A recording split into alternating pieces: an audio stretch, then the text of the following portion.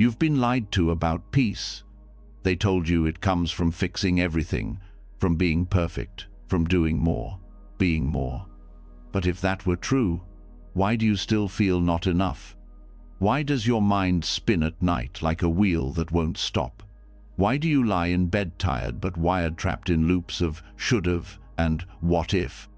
The truth is, peace doesn't come from controlling life. It comes from letting go, and no wisdom explains that better than Buddhism. For over 500 years, monks, sages, and seekers have found freedom not by fixing their lives, but by changing how they see them. They discovered that the thoughts we cling to, the ones that say, "I messed up, I'm broken, I have to fix this," are like clouds, real for a moment, but never who we are. Tonight, as you listen to these teachings, something inside you will begin to shift. The pressure to be perfect will soften, the noise in your head will slow. And you'll feel, maybe for the first time in a long time, that it's okay to rest, even with loose ends, even with flaws, even without having it all figured out. This isn't just another sleep audio. This is Buddhist truth wrapped in warmth, spoken to your soul, so that by the time your eyes close, your heart opens. And when you wake up, you won't just feel rested, you'll feel free. Are you ready? Let's begin. You've been holding your breath, holding yourself to standards that no one told you were allowed to break. You've measured your worth by your success, your peace by your progress, and your rest by how well you did today. But what if everything you've been calling failure wasn't wrong, but sacred? What if every mistake you've tried to bury was actually a doorway to something deeper, something the world can't measure, but your soul quietly longs for? Let's go there now. Failure doesn't mean the end in Buddhism, it means the beginning of something honest. In the Bodhisattva path, a life committed to awakening not only for yourself but for all beings, failure isn't weakness. It's wisdom taking shape. You fall not because you are lost, but because you are learning how to walk with your eyes open. One of the most misunderstood things about Buddhism is the assumption that spiritual awakening means being flawless, calm at all times, always saying the right thing, always doing the right thing. But the Bodhisattva, one who vows to stay behind until all beings are free, not perfect. That's not the point. The Bodhisattva is compassionate.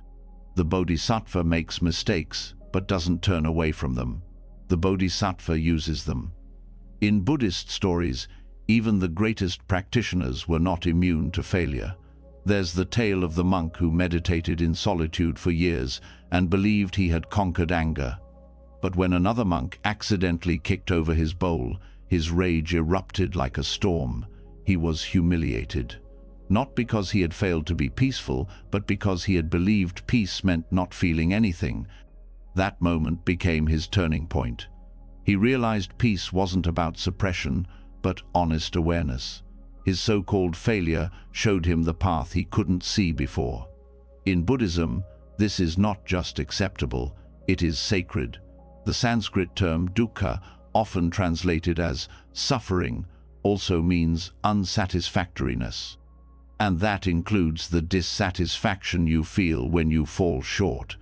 But here's the gift. Dukkha is the first noble truth. It's not hidden. It's the starting line. Buddhism doesn't begin with perfection. It begins with the honest confession that life is messy, that we struggle, and that this struggle is not a problem to fix, but a truth to understand. So why do we hate failure so much? Because we believe it separates us from others. That if we get it wrong, we'll be judged, left behind, unloved. But that fear is built on illusion. Buddhism teaches anatta, no fixed self. You are not your resume, your achievements, or your past errors. You are unfolding moment by moment. What failed yesterday does not define the truth of who you are today. What matters is how you meet it now. Think about how compassion is born, not from getting everything right, but from seeing how easy it is to get it wrong. When you've been broken, you see others' pain more clearly. That's not failure, that's insight. When a bodhisattva stumbles, they don't pretend they didn't fall. They turn the fall into a gesture of care. "I know what that feels like," they whisper. "Let me walk beside you." This is not just a poetic idea. Neuroscience confirms that failure, when held with awareness, strengthens the brain. When we make a mistake and notice it, new pathways form. It's called neuroplasticity. Awareness isn't just calming, it's rewiring. So when the Buddha said, "Mindfulness is the path to the deathless," he wasn't being metaphorical. Mindfulness turns mistakes into transformation. The only thing that makes a mistake permanent is hiding it. But still, we live in a culture that punishes imperfection. We feel pressure to succeed quickly, to make progress visibly. That's why the Bodhisattva path is so radical. It's a vow to show up, even when you don't look ready. It's not about arriving at enlightenment, it's about walking toward it with your flaws in full view, not out of shame, but out of love for the path itself. You see, in Buddhism, failure isn't an obstacle to growth. It is growth in disguise. The ancient texts speak of the paramitas, the perfections or virtues a bodhisattva cultivates.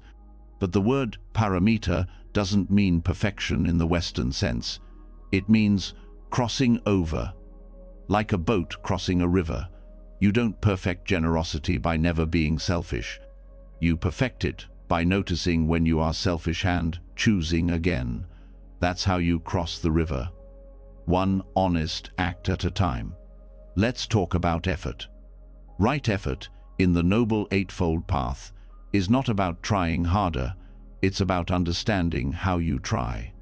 Often, when we fail, we push ourselves harder with blame. "You should have known better," we say. But the Buddha never taught transformation through shame. He taught it through awareness. When a meditator drifts into distraction, the practice isn't ruined. The practice is to notice the drift and return. That return is the path. If you didn't drift, you'd have nothing to return from. Failure, then, becomes the bell of mindfulness. Each misstep saying, "Wake up, try again." There's a story of a student who kept falling asleep in meditation. He told the Buddha, ashamed. The Buddha didn't scold him. He offered 3 gentle questions. Are you eating enough? Are you sleeping at night? Are you being kind to yourself? That's the tone of Buddhist practice, no judgment, but care. Failure isn't punished, it's held. And when we speak of awakening, we're not talking about becoming a perfect version of yourself. We're talking about seeing things clearly, even your failures, especially your failures. When you see clearly, you stop trying to hide, you stop wearing masks, you stop needing to appear spiritual, you become real. Real is the only place awakening lives. This is why Buddhism places such deep importance on humility, not as self-deprecation, but as truthfulness. When you stop pretending to be more enlightened than you are, you make room for learning. And not just for yourself, for others too. Your humility makes you trustworthy. It tells others they can bring their whole selves forward, not just the polished parts. Failure also teaches patience, real patience. Not the kind where you tap your foot waiting for things to improve, but the kind where you settle in, stay present, and trust the process 7 when it's slow. In the Bodhisattva path, there's no rush. You take vows that may take lifetimes to fulfill, and still you walk. One act of love, one breath, one return. There's power in that kind of commitment, a power that doesn't need to prove itself, a power that isn't afraid of falling down because it knows it will rise again. The Bodhisattva path is not a ladder you climb. It's a circle you keep widening every mistake, every moment of doubt, becoming part of the offering. And maybe the most beautiful part, failure connects you to others. When you stop pretending to have it all together, you become a bridge. Others look at you and think, If they can keep going with all that, maybe I can too. That's how compassion spreads, not from showing people your strength, but from showing them your humanity. Even the Buddha didn't begin as the Buddha. He started as Siddhartha, confused prince who abandoned everything to find peace. He made mistakes. He starved himself almost to death. He tried extremes. He failed to find answers in the ways he was taught. But every failure broke something false until only truth remained. That's the gift of noble failure. It breaks what never belonged to you in the first place. The pride, the perfectionism, the masks. What's left is tender, honest, real. That's what enlightenment looks like. Not perfection, presence. So tonight, if your mind tries to remind you of every mistake you made today, gently say, thank you. Those mistakes are your teachers. Those regrets are already softening into lessons. You are not broken. You are breaking open. And in Buddhism, that's not the end of your journey. It's the most sacred beginning. And so the journey continues. If failure is sacred ground, then what follows after the fall matters even more. Because after the breaking comes the question, what now? Do we hide the cracks? Do we pretend they never happened? Or do we dare to see them, really see them as part of something whole, something meaningful? The answer lies in an old art form that holds more wisdom than words ever could. In Zen tradition, there is a practice called Kintsugi, art of repairing broken pottery with gold. Instead of hiding the damage, the cracks are honored, traced with care, and made more beautiful than before. A broken bowl does not return to what it was. It becomes something else, something that holds its story with pride. This is not just about objects, it is about the heart. Emotional scars, often buried and silenced, are the very places where transformation can live. Zen does not ask you to be unbroken. It asks you to meet your wounds with full presence, to stop waiting until you're healed enough to live fully. The golden lines don't appear after you fix yourself. They appear when you allow your pain to be seen. When we apply this to the mind, something radical happens.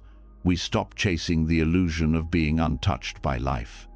We begin to ask, what would it mean if my anxiety, my heartbreak, my grief were not stains to scrub out, but textures to honor? Zen does not see emotional pain as a failure. It sees it as part of the pattern, a necessary element in the artwork of being human. Each scar becomes a stroke in a painting that is still unfolding. There is no pressure to rush, no need to erase. Just a call to pay attention, to respond with care. Pain becomes meaningful when it is witnessed without rejection. Kintsugi of the mind begins here not in fixing but in staying. To stay with the ache without numbing it. To stay with the memory without rewriting it. To stay with yourself, even when it hurts. Especially when it hurts. That is the beginning of gold. In Zen, beauty is found in irregularity. The word wabi-sabi reflects this. It means appreciating the imperfect, the transient, the incomplete. This isn't just about aesthetics, it's about how we live. Most people have been taught to chase the flawless, a flawless body, a flawless past, flawless control. But this search exhausts the soul. Zen invites you to drop it, to let softness replace striving, to let your unevenness be part of your humanity. This is not passive resignation, it's deep seeing. It means when anger rises, you don't deny it, you bow to it, you learn from its fire. When sadness shows up, you don't drown in it, but you also don't shove it away. You sit beside it and listen. The cracks reveal what you care about. They speak of your depth. A person without scars is not whole, they are untested, unshaped. There's a teaching in Zen. Not knowing is most intimate. That means the mind that stops pretending it has all the answers is the one most connected to life. When you let go of the need to be perfect, your relationships change. You stop performing. You show up as you are. You stop demanding perfection from others too. You let people be messy. You let them be real. Suddenly, connection deepens, because it's no longer based on masks, it's based on truth. This kind of openness changes how you relate to your past. Instead of seeing old pain as something to delete, you see it as something that shaped your compassion. You see the years you struggled with self-doubt as the training ground for your ability to hold space for others. You no longer view your emotional landscape as a problem. You begin to walk through it like a garden that needs tending, not fixing. And in this garden, even the weeds have wisdom. Zen practice involves tending to what's here, not what you wish was here. When your thoughts spin out, when memories sting, when you feel like you're too much or not enough, the practice is not to silence them, but to greet them like old friends. Not because they're pleasant, but because they belong. The Japanese concept of mono no aware helps here. It is the bittersweet awareness of the impermanence of all things. When you feel broken, this truth offers comfort not because it denies your pain, but because it reminds you nothing stays fixed. Not your grief, not your guilt, not your loneliness. They pass. Slowly, sometimes quietly, but they pass. And in the passing, they make space. Space is one of the most sacred aspects of Zen. In art, it's called ma, the empty space between. In life, it's the pause before the next thought, the breath between sentences, the silence between tears. This space is not emptiness in the way we usually fear it. It's full of possibility. When you stop rushing to fill it, you realize it's where everything truly happens. Kintsugi doesn't rush the repair, neither should you. Healing that lasts is slow, honest, and humble. It respects the timeline of the body, the nervous system, the soul. You can't think your way into peace. You can only offer yourself patience and trust that in doing so, something inside begins to settle, not because it was fixed, but because it was finally seen. What would it be like to stop saying, "I should be over this by now," and instead say, "This still matters to me. Let me treat it with care." That's gold. That's Kintsugi. To bring light not by erasing the shadow, but by touching it with warmth. Zen art often celebrates asymmetry. In fact, many Zen gardens are intentionally unbalanced, because imbalance reflects real life. What if your lack of balance isn't a flaw, but a sign that you're paying attention to something that matters? What if the things that knock you off center are not interruptions to your growth, but invitations to grow differently? This perspective makes it possible to honor even the pain that hasn't ended, the grief that still lingers, the questions that remain unanswered. You stop needing to package your healing as a success story. You stop waiting for the applause. Healing becomes a private, sacred, ongoing process, something between you and the present moment. Zen also reminds us that form is emptiness, and emptiness is form. This is not abstract. It means your sadness is not a solid thing. It's not who you are. It's just one appearance in the great unfolding of life. And yet, paradoxically, how you meet it, that form becomes the doorway to something spacious. You learn not to clutch at your pain, but also not to reject it. You let it pass through, like wind through leaves. You don't need to be fearless to heal. You just need to be willing to sit with discomfort, willing to not know the outcome, willing to trust that something is being reshaped in you, even if you can't see it yet. The gold doesn't show up immediately, but it's there, in the softness you develop, in the way your voice becomes gentler, in how you respond with more kindness than you used to. Zen doesn't promise to take the pain away. It teaches you to be fully alive with it, and in doing so, the pain often shifts, not always in volume, but in meaning. What was once unbearable becomes a teacher. What was once shameful becomes a story you carry with pride. You begin to understand that scars aren't meant to disappear, they're meant to shine. Even when you feel stuck, even when you think you've made no progress, the practice is still working, the gold is still forming. Some days, your only job is to stay present, to notice your breath, to remind yourself that this moment matters, not because it's perfect, but because it's true. Zen calls us back to what is real, not to ideas of who we should be, but to the heart that beats, the lungs that breathe, the mind that learns to rest. It's not about being enlightened, it's about being honest. And honesty with yourself is the beginning of all transformation. There will be days when the cracks feel too wide, when you wish you could go back to before, but before doesn't exist anymore. And that's okay, because what's forming now is not a return to who you were. It's the birth of someone wiser, more tender, more whole. You are not a broken bowl waiting to be glued together. You are a living work of art in progress. Every scar is a stroke of gold, every flaw a mark of resilience, every emotion a color in the palette of your becoming.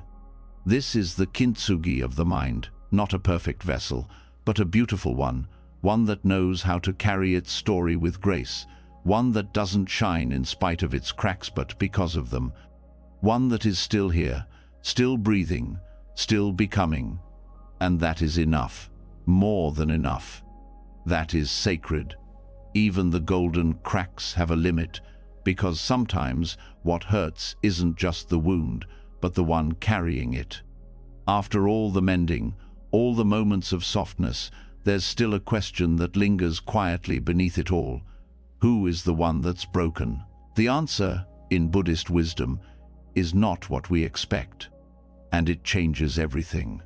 The concept of anatta, or no self, is not just a philosophical idea, it is a mirror held up to the mind's deepest habit, the belief that there is a solid, lasting me that must always hold it together, the version of self that must be perfect, impressive, wise, flawless, strong, the version that panics when it falls short, that suffers not only from pain but from the belief that I am failing, I am not enough, I should be better by now.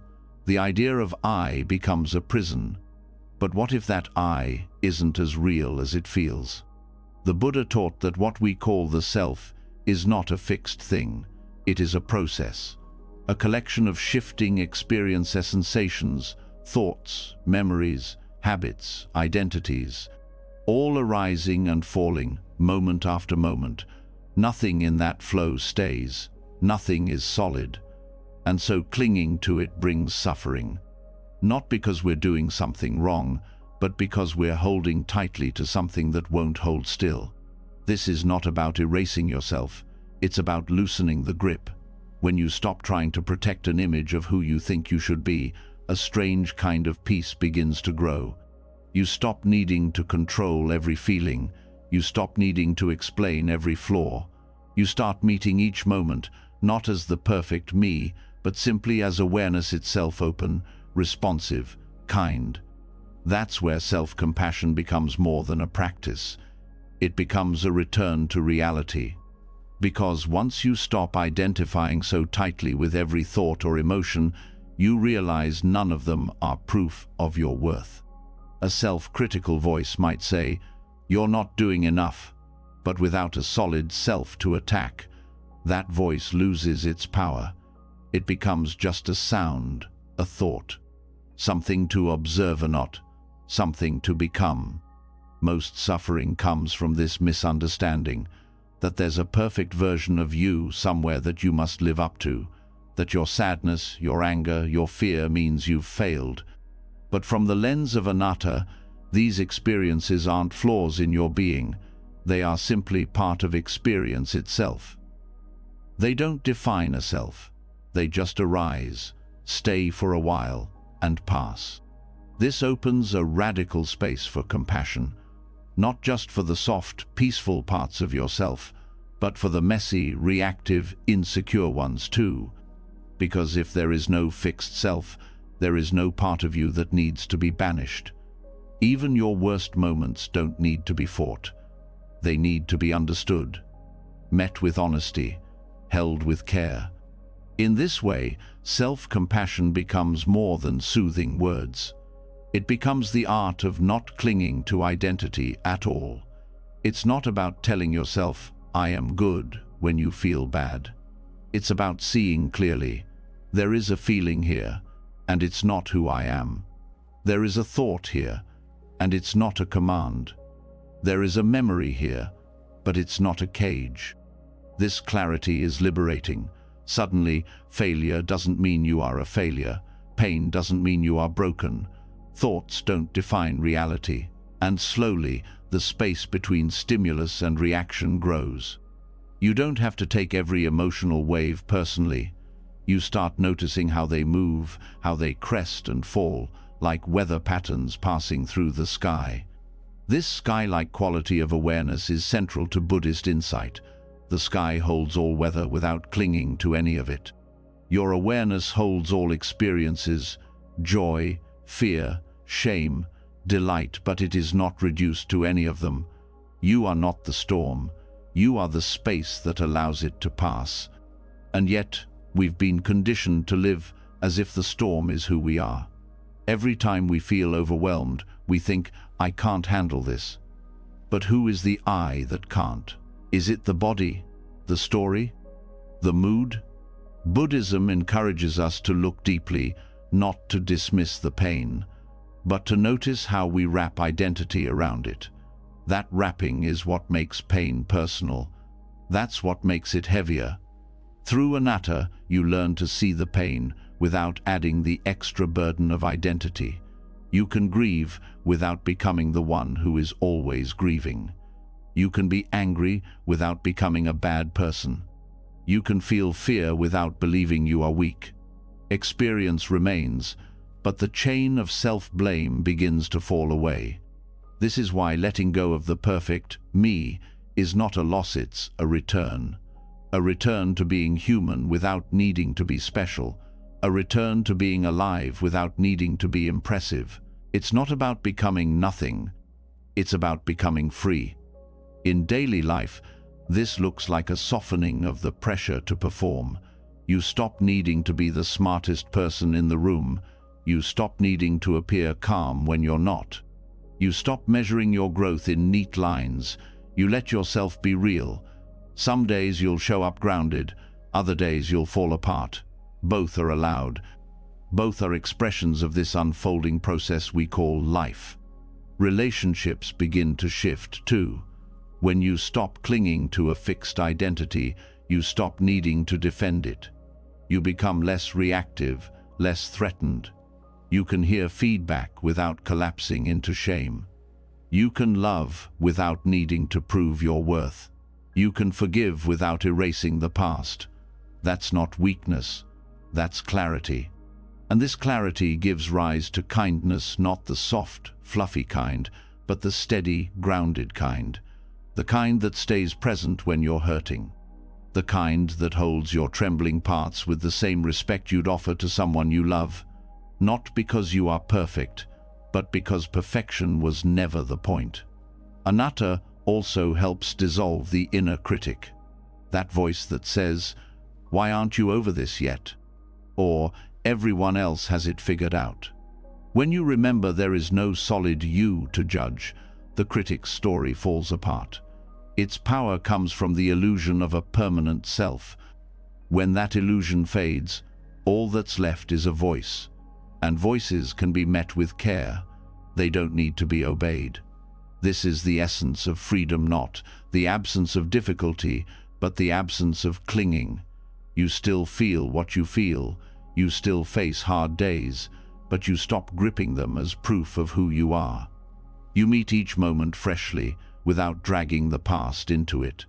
You let yourself change, moment by moment, as all things do. And in that change, there is room for growth that doesn't rely on pressure. You begin to rest more deeply, not because you earned it, but because you no longer need to prove yourself worthy of it. You start doing things not to become someone better, but to care for what's here. Meditation becomes less about improvement and more about presence. Compassion becomes less about performance and more about connection. Even your spiritual path transforms. You stop trying to reach some ideal version of awakening. You let awakening happen in the quiet moments of letting go, of being enough as you are, of showing up with humility again and again, without the burden of being impressive, without the image of the awakened one to live up to. And this touches everything: your sleep, your breath, your thoughts, your fears. You start to see how often the desire for a perfect self slips into everything, how it shapes your goals, your regrets, even your dreams. And once you see it, you can choose differently. You can let your thoughts be thoughts, not proof. You can let your emotions be waves, not walls. You can let your past be part of your story, not your sentence. You can walk through life not as someone trying to maintain an identity, but as someone alive to each moment's truth. This is what anatta offers. Not emptiness in the way we fear, but space. Spaciousness to move, to breathe, to change. Space to forgive yourself for being human. Space to live without always editing yourself. Space to rest without permission. Space to begin again without needing to erase what came before. Because when you stop clinging to who you think you should be, something else begins to shine through. Not a better version of you, just presence, just awareness, just the simple, quiet dignity of being here. And that's enough. It always was. When you've let go of who you thought you had to be, something inside softens. But life doesn't always follow that softness. It moves quickly. It surprises. It aches. One moment you're calm, the next you're spinning. Even after the identity fades, even after self-compassion settles in, storms still come.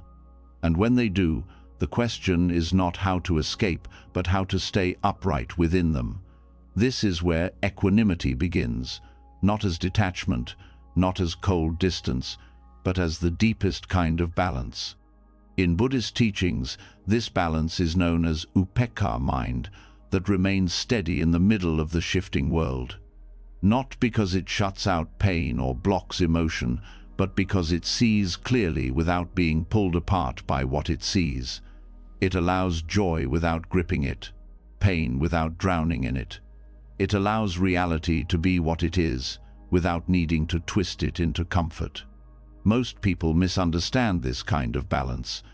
They think it means not feeling, but upekkha is not numbness. It is the exact opposite. It is full presence without collapse.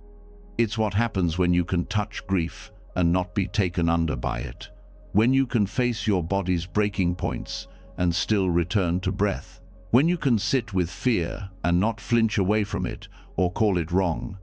It's emotional clarity, born not from control, but from wisdom. That wisdom comes from seeing the truth of change, that no feeling stays. That every wave, no matter how strong, eventually meets the shore. Upekkha arises when you stop clinging to how things were or how they should be, and start staying with how they are. And this becomes especially powerful when you feel broken physically, emotionally, spiritually, because brokenness tempts you to give up. It whispers that the balance is gone for good. But upekkha teaches you how to stay even then, especially then. The core of this staying is not found in effort, but in understanding. You begin to notice that reactions come and go, that even overwhelm has a rhythm, that your mind, left untangled, knows how to return to center. The practice is not about suppressing the storm, it's about not believing you are the storm. You are the one watching it pass. That shift from identification to observationis, not just mental, it changes your nervous system. When you meet pain without tightening, when you meet chaos without rejecting it, your body learns safety again. You don't need to fix the chaos to find peace. You need to relate to it differently. That difference is what breaks the cycle of reactivity. Upekkha also brings freedom from emotional perfectionism. It gives you permission to feel what you feel without being owned by it. Some days, you'll feel balanced. Other days, your voice might tremble, your thoughts might race. Equanimity doesn't judge that. It simply says, stay present, stay open. Let the waves come, let them pass. This open quality makes space for others, too. When you meet your own chaos with steadiness, you stop demanding others be calm for your comfort. You begin to hold space for their storms without trying to fix them. You offer quiet presence instead of pressure. This changes relationships. It creates trust. Because people sense when you're not afraid of their pain.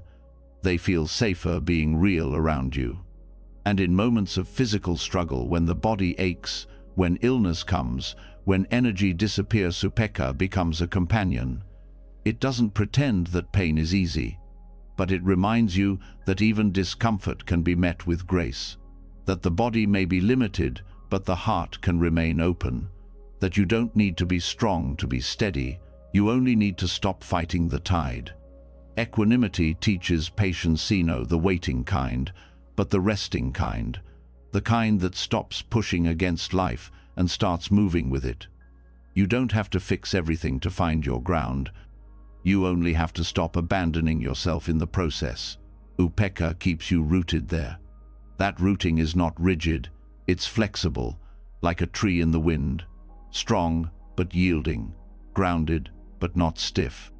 When thoughts pull you in every direction, when emotions rise like fire, Upekkha doesn't try to extinguish them. It watches, it breathes, it remembers. This too is part of the practice.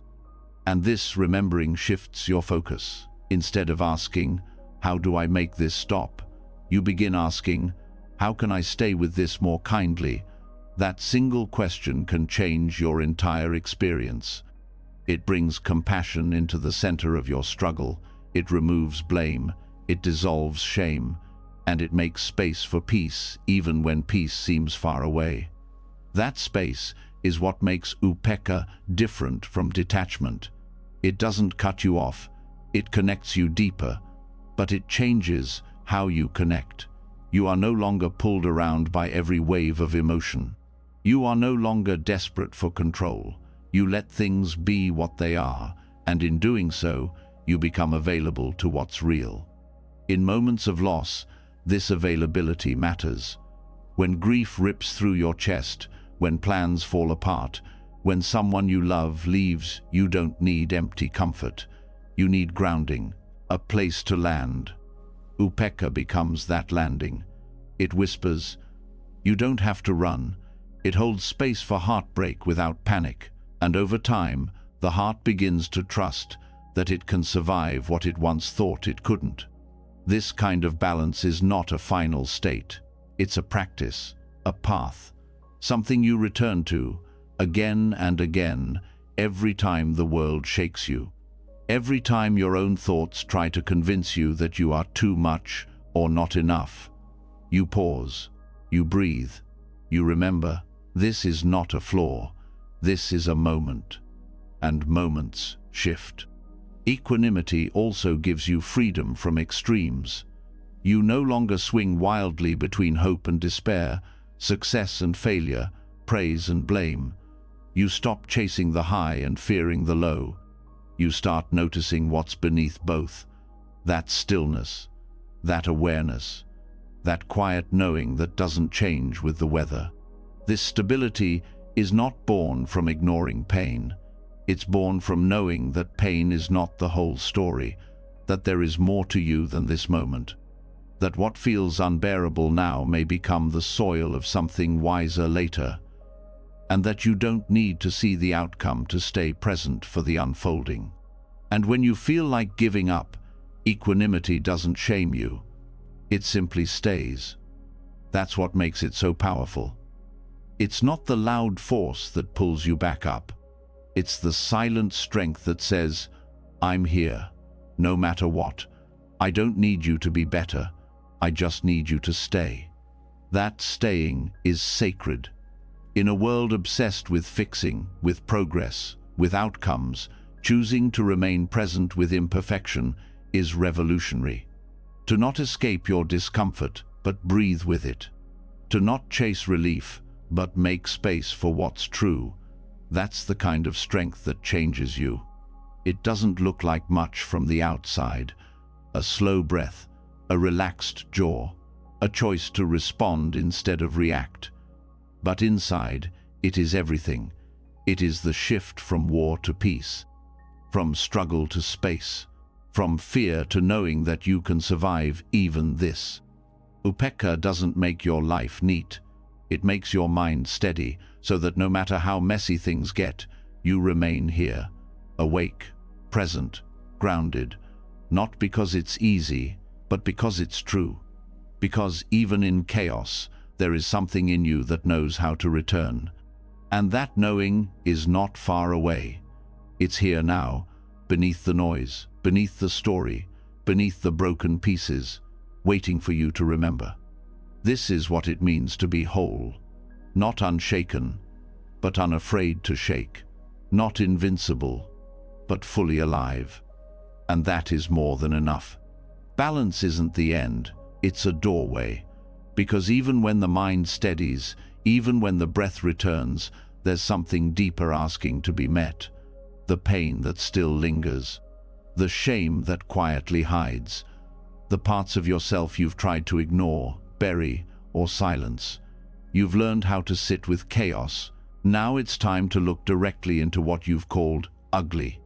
Not to fix it, but to finally understand why it matters. Buddhist teachings never promised a path that bypasses pain. In fact, they lead us straight into it, not to suffer for the sake of suffering, but because the truth lives there. One of the clearest metaphors in the Dharma is the lotus flower. It blooms in mud, not in clean water. The richer the soil in darkness, the more brilliant the blossom. That image isn't poetic fluff. It's a teaching about where awakening really begins. Awakening doesn't start in moments of perfection. It doesn't come after everything is healed or resolved. It begins in the exact places you wish it wouldn't, in the failures, the regrets, the awkward memories you flinch away from. The muddy parts of life are not detours on the path. They are the path. This changes how we relate to discomfort. Most of the time, when emotional pain arises, resentment, grief, jealousy, confusion, we label it as wrong. We try to push it away or cover it up with spiritual language. But the practice is not about feeling good. It's about being real. It's about turning toward the places that feel raw and asking, what's underneath this? And often, what you find is not weakness. It's the seed of something meaningful. Every painful emotion carries information. Anger may reveal your boundaries. Sadness might point to something that matters deeply. Guilt could be a signal that your actions are misaligned with your values. These feelings are not flaws, they are entry points, messengers that something within you wants to be seen and integrated. But to hear that message, you have to stop treating your inner world like something to be managed. You have to stop performing healing and start embodying it. That means letting the tears come. That means admitting what hurts. That means telling the truth even when it doesn't sound wise, spiritual, or peaceful. In Buddhist practice, there's a term for this deep honesty, sakha, meaning truthfulness. Truthfulness is not limited to words. It's the act of seeing what is without embellishment, without denial. To see your pain without hiding from it. To name your fear without judgment. To hold your contradictions without needing to resolve them. That is truth, and it's the foundation of any real awakening. There's a cultural habit of wanting healing to look clean, of wanting awakening to feel serene. But serenity isn't the absence of struggle, it's the presence of full-hearted honesty. It's when you can sit in the middle of your most painful emotion and not flinch. Not because you've numbed out, but because you've learned how to stay. The lotus doesn't grow by avoiding the mud. It draws nutrients from it, just like your practice draws strength from what you've survived. Your trauma, your loneliness, your failure, they aren't obstacles to spiritual life. They're what shape your understanding. They're what soften your heart. They're what deepen your compassion for others who are still lost in their own pain. And that compassion isn't something you perform. It arises naturally when you stop needing to be better than anyone else. When you stop pretending you've figured it out. When you start meeting people not from your polished self, but from your broken open self. That's where real connection begins. Not in shared success, but in shared humanity. There's a Zen saying, "No mud, no lotus." It's not a slogan, it's a warning and a comfort. If you skip the mud, you skip the growth. If you run from the parts of yourself that ache, you will never know what they were trying to teach you. And they were always trying to teach you something. They weren't there to punish you. They were there to lead you home. And home, in this path, doesn't look like endless peace or eternal joy. It looks like presence. It looks like being able to sit with your history, your scars, your flaws, and still breathe. Still open your heart. Still care. That is awakening, not the end of difficulty, but the beginning of not being afraid of it anymore. That fearlessness doesn't arrive in one moment. It builds slowly, through 1,000 choices to stay. To stay when you feel unworthy. To stay when everything inside you wants to run. To stay with the parts of your life you've called a mistake and ask, what did this show me? You won't always get a clear answer, but asking the question itself brings light into the dark. In Buddhism, light is not something outside of you. It's the clarity that comes when you stop covering things up, when you let the rawness speak, when you let pain have a voice, not as your identity, but as your guide. Even the Buddha faced the mud. Before awakening, he sat under the Bodhi tree and faced Marathi tempter, the embodiment of fear, doubt, and illusion. Mara wasn't defeated by force. He was met with presence. The Buddha simply said, "I see you." That seeing is what transformed the moment. Not denial, not resistance. Recognition. You are asked to do the same, not to fight your darkness, but to stop hiding from it, to look it in the eye and say, "You don't define me, but I won't reject you either." That's not weakness. That's spiritual maturity. And that maturity is not loud. It doesn't always look wise from the outside. Sometimes it looks like crying on the floor. Sometimes it looks like canceling your plans because your nervous system is frayed. Sometimes it looks like pausing in the middle of an argument and saying, "I'm overwhelmed. I need a moment." That's not failure. That's awareness. When you allow space for your raw experience, something unexpected happens. Shame begins to loosen. You stop believing you're the only one who feels this way. You stop believing that if people saw your brokenness, they'd walk away. And in that space, the heart starts to trust again. Not in perfection, but in presence. Presence is what transforms, not the story of what happened, not the image of who you wish you were, but your willingness to stand in the middle of your own life and say, "I'm here for all of it." That's what turns mud into nourishment. That's what turns scars into teachers. That's what makes awakening possible, no as a destination, but as a way of being. And being awake doesn't mean being above pain. It means letting your pain deepen your capacity to love, letting your losses soften your grip, letting your fear be the doorway to your courage. Awakening grows roots in the ground you thought was too messy, too broken, too dark. And when you start to see yourself this way, you begin to see others differently too. You stop expecting them to have it together. You start welcoming their flaws, their cracks, their contradictions. You don't need them to be perfect. You just want them to be real. because now you know that's where the light lives. So don't wait until you're healed to live. Don't wait until you feel whole to begin. The path doesn't start at the mountaintop. It starts in the mud, in the confusion, in the parts of yourself you've tried to hide. The path asks only this: come as you are. Let the mud be your ground. Let your heartbreak be your teacher. Let your pain soften you, not shatter you. Because in this practice, the very things you thought disqualified you, they're the things that carry you forward. No mud, no lotus, no struggle, no depth, no darkness, no light. And still you bloom, not in spite of the mud. Because of it, even the lotus has roots tangled in what is messy, uneven, and unseen, just like the path itself, just like those we learn from. Because no matter how deep your intention to grow, sooner or later you will look up to someone with more experience, more knowledge, or more presence. And then, one day, you'll see a flaw, a contradiction, a shadow, something they did or didn't do that shakes your trust. That moment matters, not because it breaks the journey, but because it shows you what it's really made of. The idea of a perfect teacher has followed spiritual seekers for centuries. There's comfort in thinking someone has already found all the answers, that they've reached a place where confusion ends, pain stops, and clarity never wavers.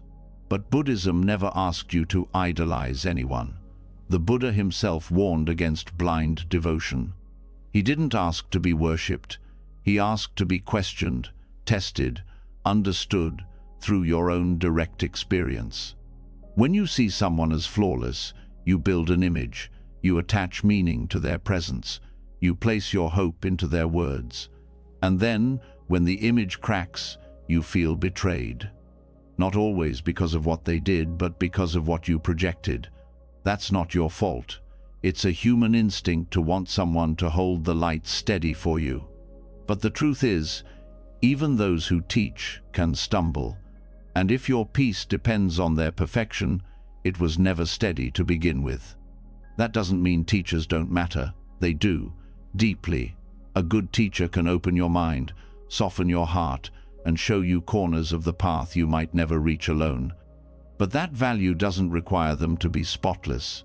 It requires them to be honest, and it requires you to relate to them with clarity instead of fantasy. Learning from an imperfect teacher means practicing discernment. It means looking beyond charisma and eloquence to see what's actually being transmitted. It means noticing not just what they say, but how they live, how they treat others, how they hold discomfort, how they respond to criticism. Not to judge them, but to ground yourself, so that you don't confuse power with wisdom, so that you don't trade your integrity for their approval. Sometimes, a teacher offers a beautiful teaching, but fails to embody it fully. That gap can feel disorienting. You hear truth in their words, but see contradiction in their behavior. In that space, cynicism often grows.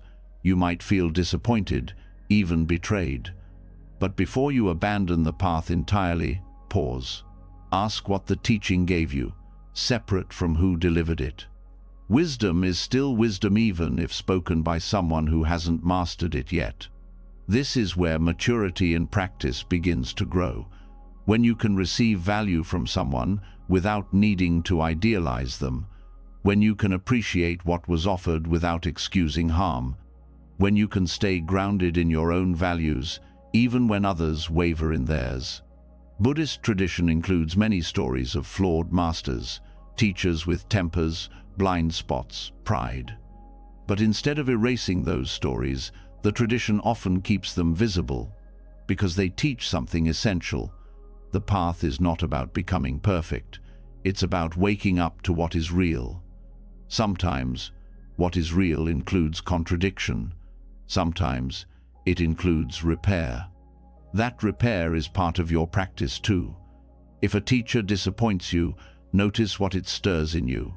Do you feel shame for having trusted them? Anger at yourself? confusion about what's true. Don't rush to escape those feelings. Stay with them. They are part of the learning. They reveal what you placed on the teacher and what you might still be avoiding in yourself. Projection is powerful. We often assign to spiritual leaders qualities we feel disconnected from. If they seem peaceful, we assume they never feel rage. If they speak clearly, we assume they never doubt. But these are illusions. No one escapes being human, not even those who have meditated for decades or worn robes their entire lives. What matters is not that they never fall, but how they show up after they do. In your own practice, you'll stumble too. You'll say things you regret. You'll make choices from fear. You'll act in ways that contradict what you believe. If you expect teachers to rise above all of that, you might start believing you're unfit for the path when you make your own mistakes. But that's not true. Awakening doesn't mean never falling. It means seeing clearly when you don't, returning with honesty. That return is where your power lives. Not in pretending you never broke your own values, but in facing the break without denial. Some teachers model that return. They admit when they've harmed. They step back. They listen. They apologize. That doesn't erase what happened, but it shows that humility and growth are always possible, and that's a teaching in itself. When a teacher refuses accountability, when they hide behind their position or silence those who question them, that's not awakening. That's fear disguised as certainty. It's okay to step away from that. It's okay to question the lineage, the system, or the structure that allowed harm. Buddhism invites inquiry. It doesn't demand silence. But don't let disappointment become your identity. Don't let betrayal become your compass. Hold your experience fully, then decide what you want to carry forward, what you keep, what you release.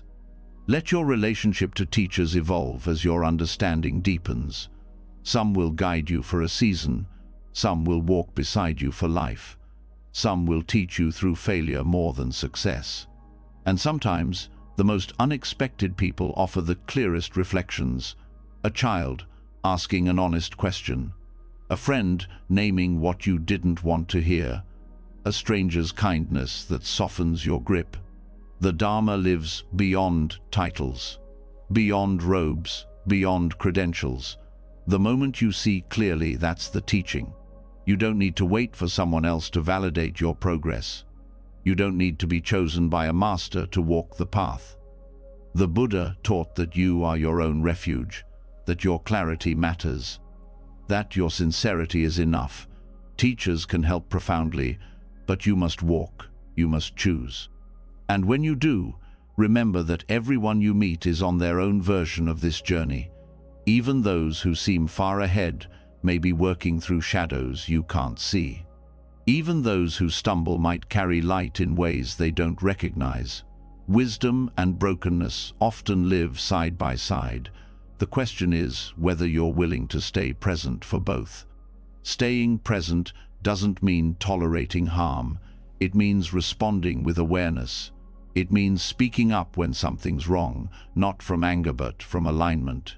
It means honoring your own limits. It means trusting your gut when something feels off. That trust is part of the path too. And so is compassion for your teachers, for their humanness, for your own projections, for the part of you that wanted someone else to carry the burden of truth. That part isn't foolish, it's tender. It wants safety, it wants certainty, but the path doesn't offer certainty, it offers presence, and presence is enough. Presence allows you to hold complexity, to see the beauty in a teaching, even if the teacher fell short, to receive the value without excusing the harm, to name the truth without collapsing into bitterness. This balance takes time, it takes practice, but it creates depth. The deepest teachers are often the ones who never ask to be seen as perfect. They point you back to your own experience. They celebrate your insight. They aren't afraid of your questions. They don't compete for control. They remind you that this path belongs to no one person. It belongs to truth itself. And truth is alive, breathing, moving through every experience, even the ones that hurt, especially the ones that hurt. That's how you learn what wisdom really feels like. Not just when everything is harmonious, but when things get messy, and you keep showing up anyway. You can walk with teachers, you can walk without them, you can outgrow some, you can return to others. But through it all, the path is yours. Not because you've mastered it, but because you're still walking, still learning, still listening not just to voices outside, but to the quiet knowing inside that says, this is your way, stay with it. Even when you're disillusioned, even when you feel lost, even when those you looked up to let you down, the Dharma doesn't disappear. It lives in your breath, in your choices, in your courage to begin again. You don't need a perfect guide. You need your own honesty. You need your willingness to learn from every unloading the ones who disappointed you, including yourself. Because if awakening depends on only the flawless, no one would reach it. But it doesn't. It depends on truth. And truth is still here. So are you. Even as you learn to walk the path without idols, something quieter remains. Not the teacher's flaws, but your own disappointment. The sting of disillusionment doesn't vanish when you step into wisdom. Sometimes it deepens, turning inward. You start to notice a deeper discomfort beneath everything, a quiet ache that doesn't come from being wronged, but from wanting things to be different. That ache, Buddhism calls dukkha. It is the most honest part of the human experience, and it holds the key to understanding why perfection hurts so much. Dukkha is often translated as suffering, but its meaning goes further. It points to the friction between life as it is and life as we want it to be. It shows up when something doesn't go according to plan, but also when it does and still doesn't feel like enough. It shows up when you lose something and when you cling so tightly that even what you have begins to feel fragile. Dukkha is not punishment. It's not a flaw in you.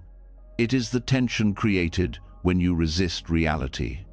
At the heart of that resistance is perfection. Not always the dramatic kind.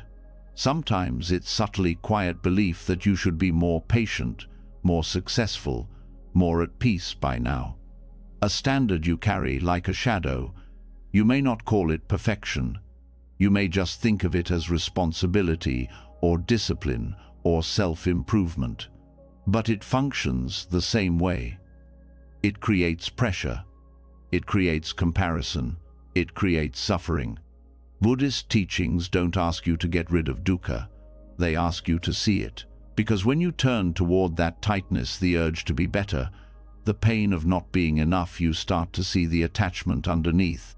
The grasping for a version of yourself, or others, or life, that matches a story in your mind. And the moment you see that grasping clearly, you open a new door, not toward more effort, but toward letting go. Letting go doesn't mean giving up. It means loosening your grip on how things should be, so you can meet them as they are. The shoulds are often invisible, passed down by family, culture, teachers, even your own ideals. They live inside your language, words like, I must, I always, I never, I can't be like that. Each phrase becomes a mirror, showing you what you're unwilling to accept. And acceptance here is not passive, it's powerful. It's the only thing strong enough to interrupt the cycle of suffering. Because when you accept that something is imperfect, you stop demanding that it conform to your ideas. You stop exhausting yourself in the pursuit of what can't be held, and slowly the pressure begins to dissolve. This pressure exists everywhere. It shows up when you meditate and expect a certain result. It shows up when you compare your growth to someone else's. It shows up when you want to be calm, but rage appears instead. And every time it does, it tells you a lie that there's something wrong with your experience, something to correct, something to fix before you can rest. But Buddhism turns that upside down. It teaches that dukkha is not an interruption to your peace. It is the signal that you are clinging to an ideal that isn't real. In that way, suffering becomes a teacher, a mirror. It shows you what you believe about worth, control, and identity, not as judgment, but as invitation. The invitation is to pause and look honestly. Where are you still trying to be perfect? Where are you still measuring yourself against a standard that isn't kind? Where are you waiting for conditions to be right before you let yourself feel peace? Sometimes the belief in perfection is so deep, you don't notice it until it breaks. You have a plan, a role, a goal, and it collapses. You're left with nothing to hold on to, and you feel exposed. But that exposure is sacred. It reveals the quiet demand you placed on yourself to be invulnerable, to never need help, to always rise without stumbling, and it gives you the chance to finally release it. Because perfection isn't real, and neither is the safety it promises. No amount of achievement can protect you from pain. No level of spiritual discipline can guarantee peace. What brings peace is intimacy with reality, with your body, with your limits, with your emotions, with your failures. All of it. This intimacy starts when you stop trying to solve dukkha and start learning from it. When you stop turning suffering into a sign of personal weakness and start seeing it as the moment truth becomes visible. That truth is usually uncomfortable. It reveals your expectations, your attachments, your hidden rules about what life owes you, or who you must become to be loved. Letting go of those rules isn't easy. Sometimes it feels like losing a part of yourself. But what you're losing is only an imager story. What remains is something quieter, more honest. A self that doesn't need to prove anything. A self that can breathe without earning it. That breath is your anchor. In the moments when dukkha tightens your chest or floods your mind with doubt, the breath brings you back. Not to fix the pain, but to stay present with it. You start to notice how often you're adding weight with your thoughts. This shouldn't be happening. I failed again. I'll never get this right. Those thoughts don't come from truth. They come from the mind's habit of chasing perfection. Breaking that habit doesn't mean rejecting your desire to grow. It means seeing growth differently, not as a straight line upward, but as a process that includes messiness, forgetting, and beginning again. Every backward step is not a sign you're broken. It's a reminder that even imperfection can hold wisdom. That wisdom includes knowing how to rest. Perfection never lets you rest.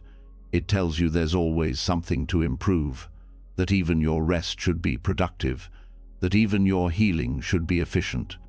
But rest is resistance. It's a way of saying, I am already enough, even now, even like this. This enoughness is the heart of liberation. The Buddha taught that suffering ends not when life becomes flawless, but when the mind stops clinging. When the mind sees that all things are impermanent, conditioned, and not self, it softens. It stops fighting change. It stops trying to control what can't be held. And what follows is not apathy, it's tenderness. When you stop demanding perfection from yourself, you become more gentle with others. You stop needing them to act a certain way to make you feel okay. You stop blaming them for not living up to your ideals. You let them be human too.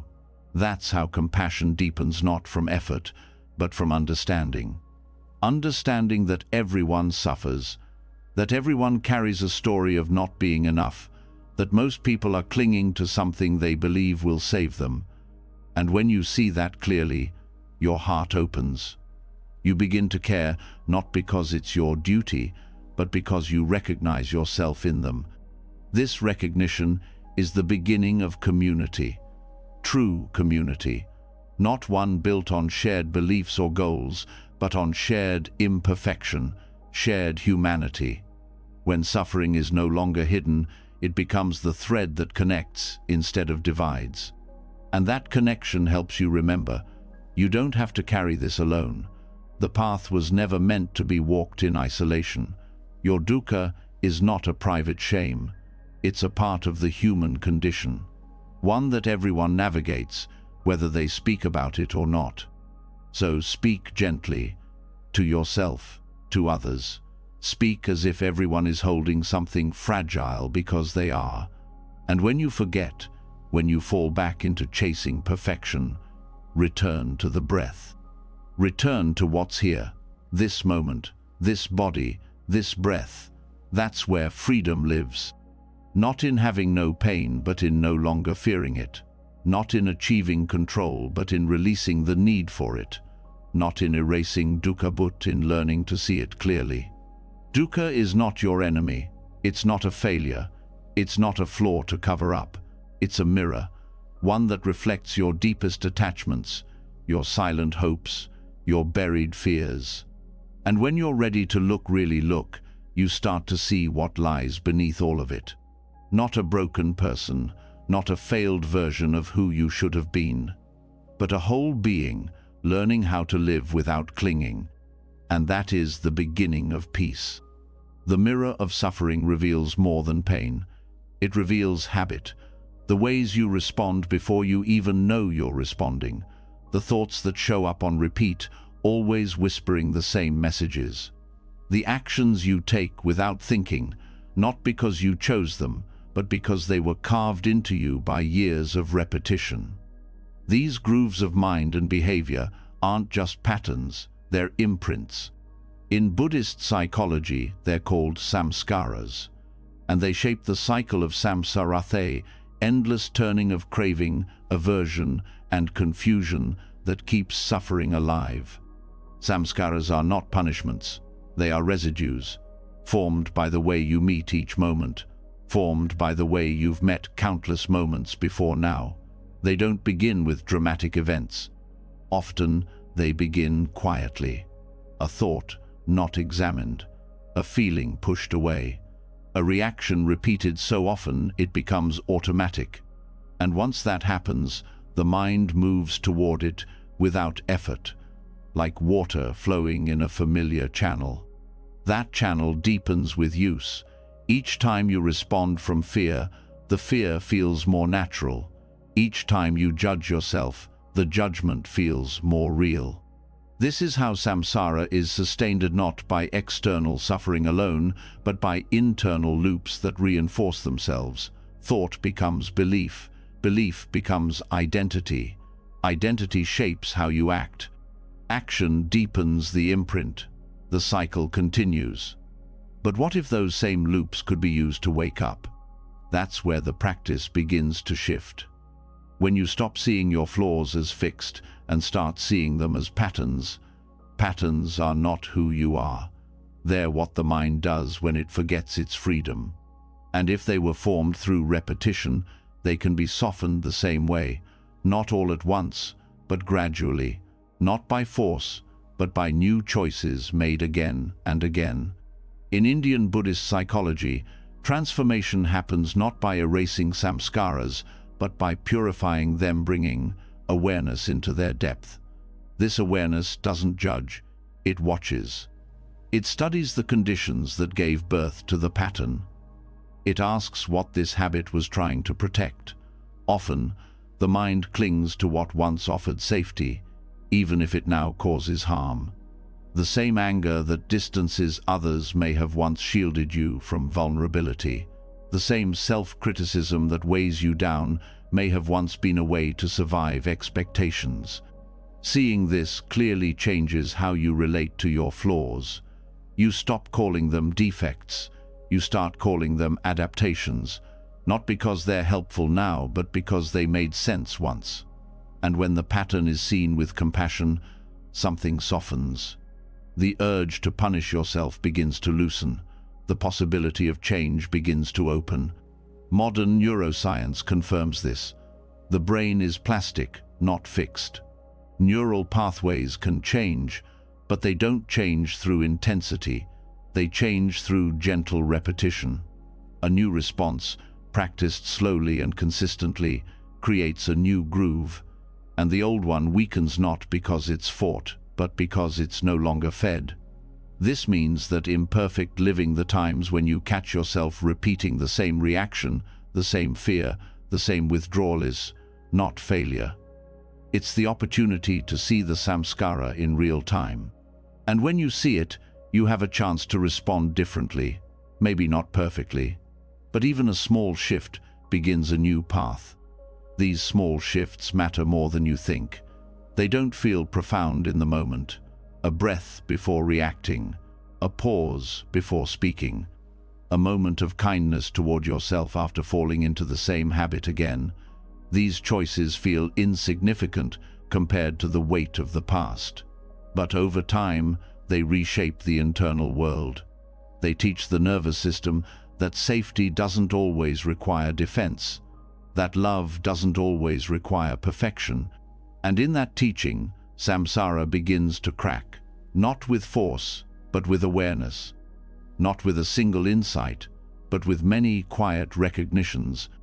This is the truth that ancient Buddhist psychology shares with modern science, that healing is cumulative, that transformation comes not from pushing harder, but from staying with what is, over and over again. Imperfect living becomes the ground for this kind of change, because when you try to control every experience, you stay trapped in the old grooves. But when you let yourself be real, messy, reactive, inconsistent, you bring the patterns into the light, and only what is seen can be understood. Only what is understood can be shifted. So, every time you repeat an old behavior with awareness, you're already changing it. Even if the behavior doesn't stop yet, the awareness itself is the interruption. It says, I see this, and that seeing is powerful, because samskaras thrive in the dark. Awareness brings light. Light doesn't always erase the pattern, but it brings choice. Choice is what transforms samsara, because the cycle depends on reactivity. It depends on you forgetting you have a choice. When you remember, the loop weakens. You may still feel the urge, but you're no longer lost in it. Some habits run deep, shaped by childhood, shaped by trauma, shaped by years of believing you had no other option.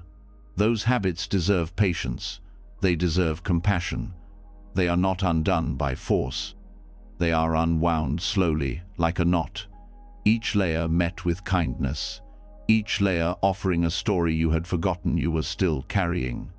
That story matters, not so you can hold on to it, but so you can see how it shaped you, so you can thank what once protected you and let it rest, so you can make space for a new way of being, one that doesn't require the same defenses, one that lets you act from presence instead of memory. Presence is the medicine, not presence as in focus or intensity, but presence as in intimacy with what's happening, feeling your body in moments of discomfort, noticing the thought that wants to spiral, holding the emotion without naming it good or bad. Presence says, I am with you to every part of your experience, and that companionship is what breaks the cycle. Because most samskaras were formed in loneliness. In moments when you had to hold pain by yourself, the body remembers that isolation. The mind repeats it. But the practice of staying brings in something new. It brings connection. It brings the message, you don't have to go through this the same way anymore. And slowly, you begin to trust that. You begin to act differently, not because the old pattern is gone, but because you're no longer afraid of it. You don't need to control it. You just need to meet it. Again and again. With breath, with softness, with willingness. This willingness is the core of the path. The willingness to live imperfectly, to fall back into habit and still choose to return. To know that perfection was never the goal, freedom was. And freedom comes not from never repeating old pain, but from relating to it with new eyes. These new eyes come from practice, from your willingness to begin again, to face what you'd rather avoid, to forgive what once defined you, to touch the past not with blame, but with curiosity. That curiosity opens the mind. It makes space for questions. What am I believing right now? What am I avoiding? What does this pattern ask of me, and what else could I offer instead? You don't have to answer perfectly. The act of asking is enough, because it shifts the mind from reactivity to reflection. It pauses the loop. And in that pause, a new pathway opens. That's how samsara becomes samskara, and how samskara becomes a path to freedom. The very patterns that once caused suffering become the places where wisdom grows, not because they were ever good, but because they are now seen, held, transformed through attention. Attention that does not reject, that does not demand speed, that does not shame you for having habits you didn't choose. Attention that says, you are allowed to learn slowly. You are allowed to change without perfection. That permission is powerful. It creates the safety that the old patterns never had. It tells your nervous system, you don't have to defend against life anymore. You can be here. You can trust what's unfolding, even when it's uncertain, even when the old pull still tugs at you. You will forget. You will repeat. You will fall into the same story, sometimes many times. But now you know how to return. And that return is the real practice. It is the path through samsara. It is the transformation of samskara. It is not a quick fix. It is a slow remembering. And every time you remember, the mind changes, the pattern softens, the loop weakens. You reclaim your agency, not by becoming perfect, but by being awake within the imperfection. That is how change happens. That is how freedom begins. Even the deepest patterns can shift when they're met with presence. You begin to see that what once felt permanent is only the echo of something that didn't know it was allowed to change. But there's another layer waiting, one that lives outside your personal history, beyond the self, beyond the mind. It's not about habits. It's about how the world sees you and how you see others. The places society has trained you to look away from, the people it told you don't matter, the parts of life called useless, impure, or broken. The Buddha never looked away. In fact, he walked straight toward what others rejected. In early Buddhist texts, the Buddha did not surround himself only with the learned or the powerful. He didn't seek the company of kings or scholars to validate his wisdom. He sought truth wherever it revealed itself, and often it revealed itself in the people the world called untouchable. Beggars, thieves, outcasts, those with visible illness or hidden shame. He saw them not as a burden to be avoided, but as beings worthy of presence, worthy of teaching, worthy of liberation. The story of Sunita, a low-caste street sweeper, offers one of the clearest examples. In his culture, Sunita was considered impure simply by birth. He lived on the edge of society, unseen and avoided. Yet when the Buddha saw him, he didn't step aside. He didn't offer pity. He offered ordination. He offered the robe. And Sunita became a monk, respected, practiced, and fully awakened. The transformation wasn't just his, it was a radical statement. Holiness is not confined to status. It does not follow hierarchy. It rises from truth. This truth challenges the core of how worth is usually measured. The world is quick to label people based on appearance, income, or usefulness. It praises those who produce, who conform, who shine. But sacredness, in the Buddhist sense, is not something earned. It is recognized. It is already present in every being, even when covered by dirt, disease, or despair. That recognition is a practice. It takes effort to unlearn the conditioned reflex to judge, to stop evaluating people based on their speech, clothing, behavior, or what they can give you, and to begin seeing beyond the surface. Buddhist practice invites this not a passive tolerance, but an active respect. an honoring of the sacred in every life, no matter how broken it appears to be. The Buddha's actions were not symbolic. He sat with those who were dying in the street. He touched those others would not touch. He spoke to those considered too low to even make eye contact. He didn't need them to improve first. He didn't wait for them to earn his compassion. He gave it freely, without hesitation, without moral calculation, because he saw what was underneath. What he saw was Buddha nature, the innate capacity for awakening present in all beings. This is not an abstract idea. It's a shift in perception. It means that even the person society forgets is no less capable of transformation than the one society glorifies. That the potential for wisdom is not based on education or status, but on presence, on the willingness to see clearly. And yet, many people still carry the belief that they are too far gone, that their suffering disqualifies them from spiritual growth, that their mistakes or trauma make them impure. That awakening is for those with clean records and quiet minds. But this is not the Dharma. The Dharma does not ask you to erase your past.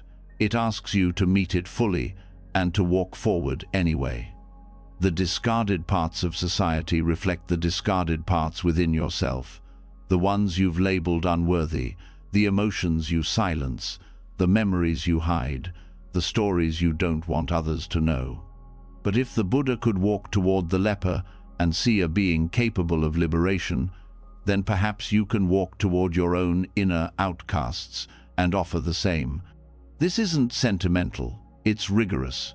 It asks you to look closely at how you relate to those who make you uncomfortable.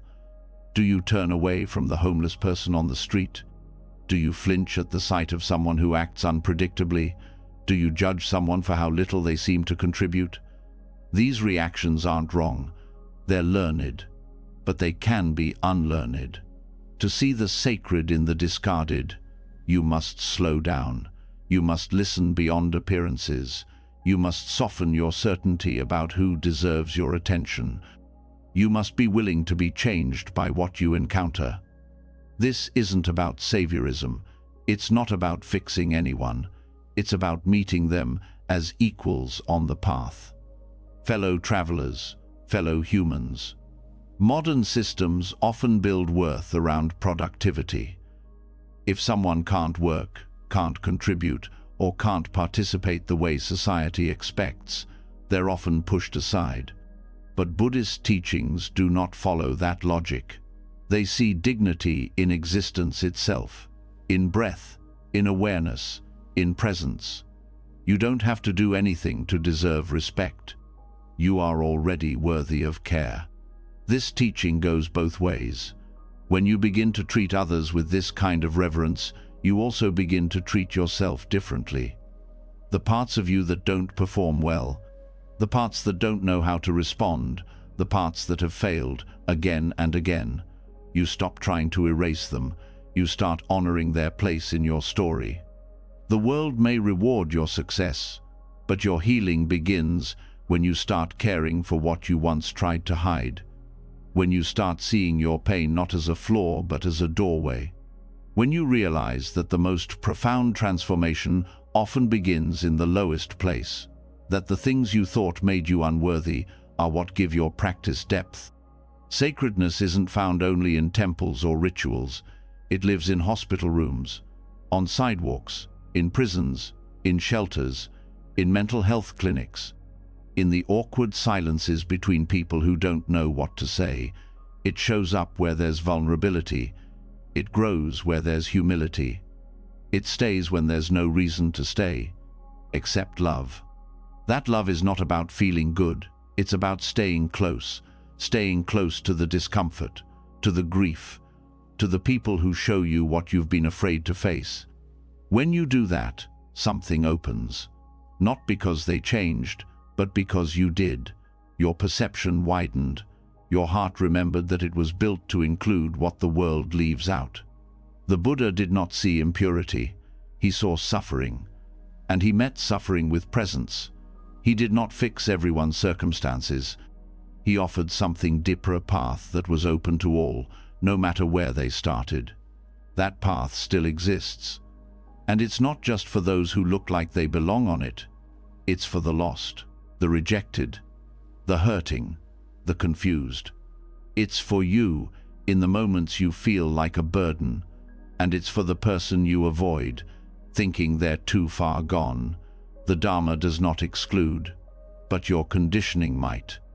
And that's why this teaching matters, because it asks you to question your reflexes, to examine your biases, to turn toward what you've been taught, to reject and find the sacred waiting there.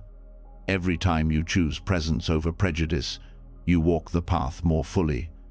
Every time you see someone as more than their appearance, their behavior, their story, you strengthen your capacity for awakening. Because awakening is not a personal achievement, it's a collective remembering that no one is beyond dignity, that no one is separate from truth. That includes you, especially when you feel discarded by life, when you're exhausted, unseen, or stuck. When your contributions feel small or invisible, you are not outside the circle. You are the circle. You carry the same light that shines in everyone else, even when it's hard to feel, even when it's buried under layers of pain. So, let this be the practice: to look where others don't, to listen where others rush, to care when it's inconvenient, to stay when it's uncomfortable, to see the sacred in what seems broken. Not because it's sentimental, but because it's true. You don't have to fix the world, but you can stop looking away from it. That is the beginning of compassion, and compassion is the beginning of everything. Seeing the sacred in what's forgotten reminds you that wholeness is not something to achieve, it's something to recognize in the places you once overlooked. But recognizing it is only the first step. The next step is giving from it. Not after you've cleaned yourself up, not after you've found peace or stability or certainty. The next step is giving anyway. Because in Buddhism, generosity, dana, was never meant to come only from abundance. It was always meant to come from the heart, even when the heart feels incomplete. You don't have to wait until you have more to offer. That's one of the oldest myths. You're taught to believe generosity should flow from fullness, that you should give only when you're steady, secure, healed. But that belief delays the practice of giving until some imagined future, and that future often never comes. Real generosity starts now, right where you are tired, unsure, grieving, confused. Not because it's about performance, but because it's about connection. Dana, at its root, is not a transaction, it's a release. It is the letting go of something you've called mine for the benefit of someone else. This doesn't have to be money or things. It can be time, attention, a kind word, a listening presence, a gesture of care that costs you something, not in a damaging way, but in a way that invites you out of self-protection and into mutual presence. The power of dana lies in the willingness to give even when something feels unresolved, to speak a truth even when your voice shakes, to offer care even when you're still learning how to care for yourself. That's not recklessness, that's courage. That's the courage to be generous without needing to appear perfect first. This kind of giving breaks the pattern of withholding. Withholding doesn't always come from greed. Often, it comes from fear. Fear of not having enough. Fear of being depleted. Fear of being judged. But dana, when practiced from the heart, invites a new relationship to fear. It doesn't pretend fear isn't there. It simply doesn't let fear lead. You can give while afraid. You can give while uncertain. You can give without having it all figured out. That's part of the gift.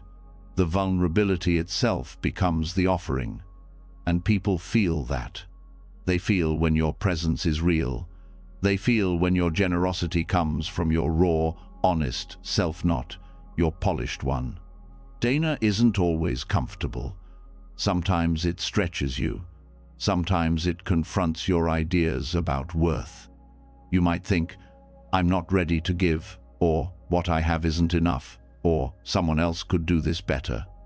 But those thoughts are part of the practice. They reveal where your giving is still tied to self-image, where it's still entangled with the need to be seen a certain way. Letting go of that need opens something deeper. You start giving not to prove your goodness, but to express your aliveness. Not to control the outcome, but to share what's real. Sometimes what's real is imperfect. It's messy, it's flawed, and still, it's worth giving. Giving in this way changes how you relate to your limitations. Instead of waiting to outgrow them, you begin including them in the act of generosity. You say, I don't have everything together, but I'm here. I don't know what to say, but I'm listening. I'm struggling, but I still want to help. That honesty is a gift in itself. In Buddhist tradition, the merit of a gift isn't measured by how much is given, it's measured by the heart behind it. A tiny act done with full presence can hold more power than a grand gesture done with ego. This is why dana is considered the first perfection in the paramitasthi, foundational qualities of a bodhisattva. It's not because giving is easy, it's because giving opens the path. Dana teaches you to loosen your grip, to let go not just of objects, but of control, of identity, of the idea that you must be whole before you serve. Every time you offer something, you step into the unknown. You don't know how it will be received. You don't know what will come next. And still, you give. That is a form of awakening. This awakening is not dramatic. It's quiet. It lives in small moments, offering a seat, making a meal, checking in with someone even when you feel exhausted, speaking kindly when you don't have to. These moments matter, not because they fix anything, but because they keep the heart open. Generosity practiced in this way becomes a kind of meditation. It trains the mind to soften, to expand, to remember that connection matters more than self-image. You start noticing how often you want to retreat, how often you feel like withdrawing, not because you're selfish, but because you're afraid to be seen in your humanness. Dana asks you to show up anyway. This doesn't mean abandoning your boundaries. True giving includes self-respect. It knows when to say yes and when to rest. It knows that generosity without integrity becomes self-erasure. But it also knows that waiting to feel fully ready is often just resistance in disguise. Sometimes, the act of giving is what reveals your strength. You don't discover readiness by waiting for it. You discover it by stepping in, trembling and true. That step becomes the teaching, not just for the one receiving, but for you. It shows you that generosity isn't about having everything. It's about being present enough to share what you do have. Even when what you have is pain, it can be shared. Not as a burden, but as truth. Offering your story, your silence, your confusion can be a form of dana. Because in doing so, you create space for others to be real too. You create room for people to exhale. This kind of giving builds community, not the kind based on performance or appearance, but the kind based on trust, on presence, on mutual imperfection. You begin to see others not as objects of your generosity, but as mirrors. What you give is part of what you receive. The connection itself is the reward. And when you're on the receiving end, this understanding deepens. You stop feeling shame for accepting help. You stop measuring your worth by how much you give. You begin to see generosity as a shared flow. Sometimes you give, sometimes you receive. Both are sacred. Both require humility. Both teach you how to stay open. Generosity, in this sense, is not about fixing others. It's about letting yourself be moved.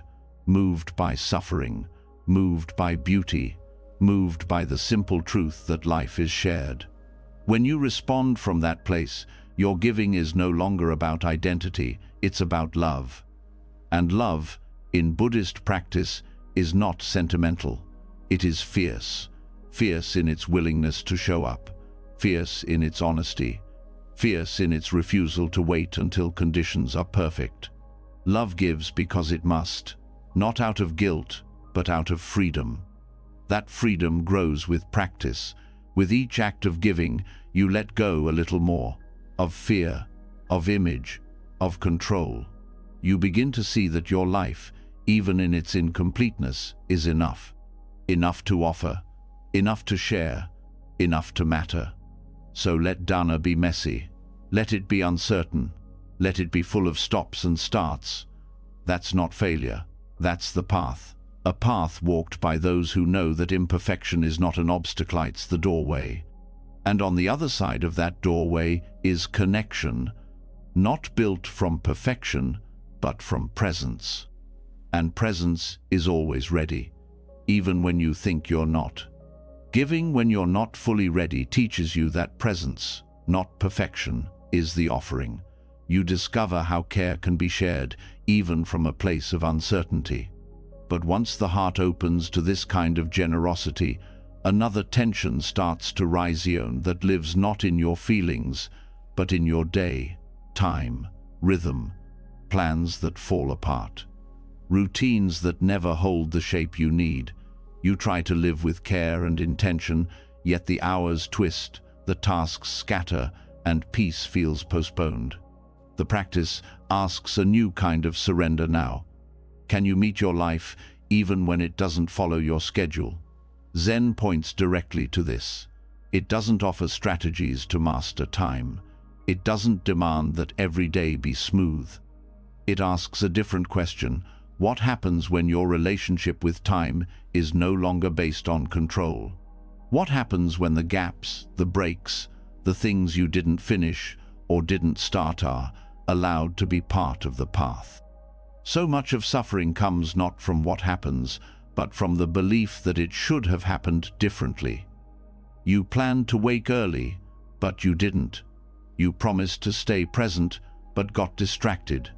You blocked out time to meditate, but the day unraveled. Each moment that diverges from the imagined structure becomes a reason to feel behind. And underneath that pressure lives a quiet story, that consistency equals worth, and routine equals virtue. Zen gently dissolves this belief. It does not glorify rigidity. It honors what's here. A key teaching in Zen is to be intimate with the moment. That includes the moments you didn't plan for, the interruptions, the noise, the forgotten task, the nap that took too long, the start that came too late. If you meet even these with attention, the path continues. If you bring breath into the irregular rhythm, practice remains alive. This means your peace no longer depends on the shape of the day. It depends on how you show up inside it. The mind may say, "I'm off track." But Zen asks, track compared to what? The concept of being behind is built on comparison. You compare today to yesterday, this week to last week, yourself to an ideal that lives only in your head. But awareness doesn't live in comparison. It lives in contact. And contact can happen whether the dishes are done or not. Many people seek spiritual clarity through routines, and its true discipline can be nourishing. Habits can steady the nervous system, shape intentions, support focus. But when routine becomes a measure of self-worth, it loses its heart. You start serving the structure instead of letting it serve you. You forget that presence doesn't require a perfect rhythm. It just requires your attention. Irregularity is not failure. In fact, it may be the most honest expression of life. Seasons change, bodies shift, energy rises and falls. The breath is not even. The heart doesn't beat like a clock. When you expect your day to run like a machine, you reject the organic nature of existence. You turn yourself into a project instead of a person. Zen asks you to let the project drop. Letting it drop doesn't mean chaos. It means flexibility. It means learning to respond rather than react. When your morning plan breaks down, instead of spiraling into guilt or self-judgment, you pause. You breathe. You ask, what is needed now? Not, what did I fail to do? But, how can I return to presence now? That return is always available, even if the morning is gone, even if the day feels scattered, even if your to-do list stares back at you unfinished. Zen teaches that every moment is a new beginning. Every breath is the doorway back to now. You don't have to earn it. You don't have to catch up. You just have to come back. This shifts your relationship with time itself. Time stops being a threat. It becomes a field, something you move through, not something chasing you. When you stop believing that productivity equals value, your time begins to soften. You begin to trust yourself again, not because you did everything, but because you're still here. And your presence matters more than your pace. This kind of presence requires honesty. It asks you to see where your plans come from. Are you scheduling your life from clarity or from pressure? Are your routines rooted in care or fear of falling behind? Do you rest when your body asks, or only when the calendar permits? These questions don't demand blame. They invite reflection. Reflection opens the door to a different kind of discipline, one that listens, one that adjusts, one that includes the unexpected as part of the design. You begin to build your days around presence, not control, around care, not perfection. You stop punishing yourself for being human. Even in spiritual practice, the need to stay on track can become a trap. You miss a meditation, and shame creeps in. You skip a journal entry, and self-doubt rises. But Zen teaches that every moment holds the full truth of the path.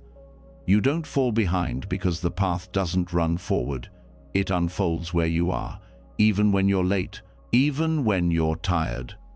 And in those tired moments, your practice might look different. Maybe your morning meditation becomes 2 breaths in the shower. Maybe your reflection happens in the car, eyes open, mind scattered, but heart still trying. That's not less than, that's real life meeting practice. That's where the path becomes embodied not in ideals, but in what actually happens. Zen values direct experience over concept. It doesn't ask, did you follow your schedule? It asks, were you awake for what happened? That wakefulness may arise in unexpected ways, in delays, in mess, in the quiet realization that you've been rushing all day and forgot to feel your feet. That realization is the path. That noticing is the practice. When you start relating to broken schedules this way, your nervous system can relax. You stop living in fight or flight against your own calendar. You begin to make room for life's unpredictability. You start greeting interruptions not as failures, but as invitations. Not because they're convenient, but because they're honest. Honesty matters more than efficiency. It allows you to stop performing your life and start living it. It makes space for gentleness, for the truth that you're not a robot. That energy is finite. That moods change. That care sometimes takes longer than you expect, and that none of this disqualifies you from being present. Presence doesn't always look organized. Sometimes it looks like pausing in the middle of a mess and feeling your breath. Sometimes it looks like scrapping your plan because your heart needs something different. Sometimes it looks like canceling, slowing down, or saying no. These are not failures. They are practices in themselves. You also begin to relate to others differently. When your own relationship with time softens, so does your judgment of others who run late, change plans, or show up scattered. You start to see that everyone is carrying something. That punctuality doesn't equal goodness. That intention often matters more than execution. You offer others the grace you've started offering yourself. This grace creates space, space inside your day, space inside your body. You no longer cram every hour with obligation. You leave room for breathing, for mistakes, for nothing at all. That nothingness is sacred. Zen calls it mu emptiness, not absence, but possibility, the place where presence can rise. And from that presence, a new kind of rhythm begins to grow. Not one imposed from outside, but one felt from within. A rhythm that changes with your needs, that adapts to your body, your emotions, your environment. That holds structure without force. That makes room for the unexpected. You start living from that rhythm. You stop measuring success by how closely your day matched your plan. You begin to trust how it unfolded. That trust doesn't make you lazy. It makes you alive. It brings you into contact with the moment you're in, not the one you thought you should be having. Zen practice lives in these small shifts, in how you speak to yourself when the plan falls apart, in how you breathe when the delay comes, in how you return not to the schedule but to the truth. The truth that life is not a checklist, that presence is not a task, that awareness is not bound by time. You are allowed to live irregularly. You are allowed to move slowly. You are allowed to not finish everything. You are allowed to forget and begin again. The path does not close when you miss a step. It waits, quietly, kindly, for your return. And every return is sacred. Every moment of remembering is enough. Because this life, in all its unpredictability, is not something to manage. It is something to meet, fully, imperfectly. Now, when the rhythm breaks and the schedule dissolves, something else becomes visible, something deeper than structure, quieter than intention. In the gaps between plans and outcomes, there's a kind of silence. A space that doesn't demand you to catch up or do more. It simply allows. At first, it might feel like failure, but if you stay, you start to see it differently. This is not emptiness as absence. It is emptiness as openness. And in Buddhism, that openness holds everything, especially what you thought had no place. Emptiness shunyata is one of the most misunderstood teachings in the Dharma. It's not about nihilism or meaninglessness. It's not saying life is hollow or pointless. It's pointing to something else entirely. The insight that everything arises in dependence, without fixed identity, without solid core. Everything you experience, emotions, thoughts, bodies, identities, made of changing conditions. Nothing stands alone. Nothing is unchangeable. Nothing is stuck being only what it appears to be. This is not a rejection of reality. It's a clearer way of seeing it. Because when you believe that things have a fixed essence, you start clinging to them. You cling to your roles, to your ideas about how life should look, to your expectations of yourself and others. And when those expectations are not met, you suffer. Not just because things didn't go as planned, but because you thought they had to. Emptiness dissolves that. When you understand that there's no solid me that needs to be protected, perfected, or defended, the pressure softens. You don't disappear. You're still here, but the false layers fall away. The parts of the self that were tightly held begin to loosen. You're no longer defined by what you achieve or how well you follow a plan. You're no longer trapped in a permanent identity. You become fluid, responsive, open. And in that openness, imperfection is not a threat. It's just part of the appearance, just one of the changing conditions. A mistake is not a crack in who you are. It's a shift in the moment. An emotion is not a flaw in your nature. It's a movement within awareness. Everything becomes workable, no because it's all pleasant, but because it's all held lightly. This lightness does not mean detachment in the cold sense. It means intimacy without clinging. It means being close to life without being caught in it. It means seeing yourself and others not as fixed personalities, but as unfolding experiences. When you truly see emptiness, blame loses its meaning. There's no permanent self to insult. There's no failure that can define you. What happens, happens. And from that place, you respond instead of react. That response is not passive. It can be deeply engaged, but it's flexible. It doesn't carry the weight of proving who you are. It doesn't need to perfect everything to feel okay. It recognizes that whatever is arising joy, fear, chaos, peace is part of the dance. Not a problem to fix, but a wave to meet. Emptiness also allows space for others to be fully human. When you stop expecting yourself to be consistent and flawless, you stop demanding that from people around you. You no longer freeze others in old roles. You stop needing them to always behave a certain way to match your comfort. You begin to see that they, too, are not solid. They are in motion. They are doing what they can, shaped by conditions you may never fully understand. That kind of seeing is compassionate. It doesn't mean you excuse harm. It doesn't mean you ignore truth. But you stop personalizing every disappointment.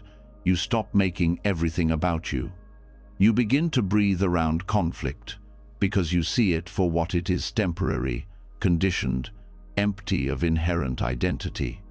This view doesn't make pain disappear, but it removes the extra layers, the interpretations, the judgments, the stories that make pain heavier than it needs to be. When sadness arises, you let it. You don't have to label yourself as broken. When anger flares, you don't collapse into guilt. You feel it move, without gripping it or pushing it away. The experience doesn't stick to a fixed self, because that self is no longer your reference point. Without a reference point, you begin to trust the moment more than the mind's version of it. You stop needing things to go a certain way. You start meeting what's here, fully, gently, with room to change. And this is where the teaching becomes most alive. Because when there's room, everything can shift. Even the parts of you that seemed stuck forever. You may have lived with a story of being too emotional, too scattered, too anxious. You may have built your identity around what you think is wrong with you. But those traits are not your essence. They are not solid. They are not permanent. When seen through emptiness, they become workable. They become just another set of movements within experience. And in that seeing, freedom begins. Freedom doesn't mean you stop feeling. It means you stop identifying with every feeling. You stop assuming that what you feel is proof of who you are. You can be angry without being an angry person. You can be sad without being a failure. You can miss the mark without becoming the mistake. This kind of inner spaciousness is healing, not because it erases pain, but because it no longer traps you in it. You begin to act with more ease. You begin to make choices not from fear, but from connection. You start letting go of the need to define yourself with precision. You stop needing to be good enough all the time. You start living. Living from emptiness is not empty. It's full of possibility. When you're no longer bound by rigid ideas of who you must be, you have room to grow, to change, to meet each day without dragging all your old identities into it. You become curious. You begin to relate to yourself as a process, not a product, a living question, not a fixed answer. This view changes your relationship to time. You stop trying to outrun the past. You stop fearing the future. You begin meeting each moment as it comes, with the understanding that it too is not fixed. What's painful now may ease. What feels stuck now may shift. You don't need to force it. You just need to stay present with it. That presence creates the conditions for movement. Movement arises naturally when there is space. That's what emptiness offers. It's not a void. It's a release from tightness, from pressure, from having to get it right all the time. It welcomes your flaws because it doesn't see them as wrong. It sees them as part of the unfolding. It gives them room to breathe. And in that breathing, something softens. That softness makes transformation possible, not because you finally fixed yourself, but because you stopped holding so tightly. You stopped clutching your identity. You stopped resisting what wanted to move. The practice became less about improvement and more about allowing. And through allowing, things began to shift. Even relationships benefit from this. When you stop needing others to validate your worth, you can love more freely. You don't perform. You don't cling. You don't fear their imperfections because you're no longer terrified of your own. You can be honest. You can listen. You can forgive more easily, not because you forget, but because you understand. Understanding deepens as you practice. Emptiness is not a theory to memorize. It's a way of being that grows with time. At first, it may sound abstract, but slowly, through daily life, it becomes tangible. You notice it when you stop reacting so quickly, when you stop needing to win an argument, when you notice a thought and let it pass, when you feel pain but don't collapse into it. Each of these moments reveals the freedom that comes from non-grasping. And this non-grasping isn't passive, it's awake, it's grounded. It knows when to act, when to rest, when to speak, when to listen. It knows that because it's not trapped in identity. It's not clouded by the fear of being wrong. It responds instead of defends. It adapts instead of controls. Adaptability is a mark of freedom. When you no longer need to preserve an image of perfection, you can meet what arises without fear of losing yourself. Because you're no longer holding on to a fixed self. You're letting go. And in that letting go, you find yourself not in a new image, but in the space that holds all images. That space is not something far away. It's right here, between the breath and the thought, between the action and the impulse, in the pause before the story begins. That's where emptiness lives, not as nothing, but as openness, as the ground that lets everything come and go without getting stuck. When you trust that ground, you no longer need to be perfect. You no longer need to prove your worth. You simply show up. You stay present. You move with what's true. And that movement becomes your practice. A practice that doesn't fear flaws. A life that doesn't require fixing. A presence that doesn't demand performance. Just breath, just awareness, just now. And in that now, everything belongs. When you no longer hold yourself together with perfection, something essential becomes clear. Presence is not built in flawless conditions. It arises from how you meet reality exactly as it is. And this is never more obvious than when you sit down to meditate. You want peace, but the mind resists. You want stillness, but thoughts multiply. You want focus, but instead you're replaying conversations, making plans, or wondering if you're doing it wrong. This isn't a failure. It's the very heart of the path. Distracted meditation is not a sign you're unfit for practice. It is the practice.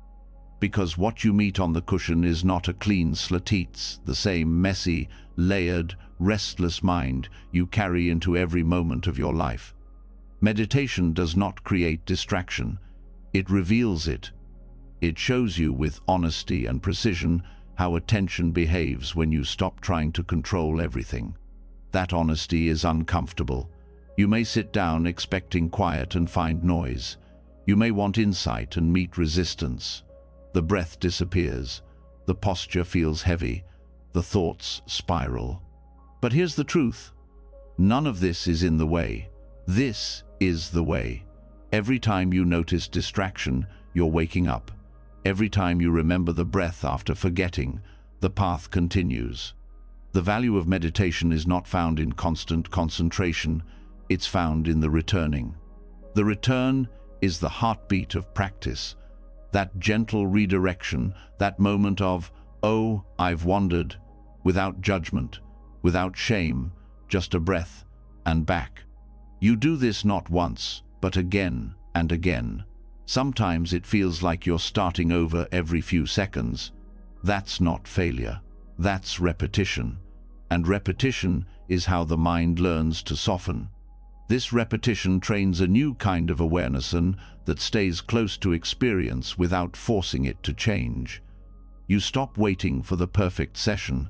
You start meeting the session you're actually in. And in doing so, you meet yourself.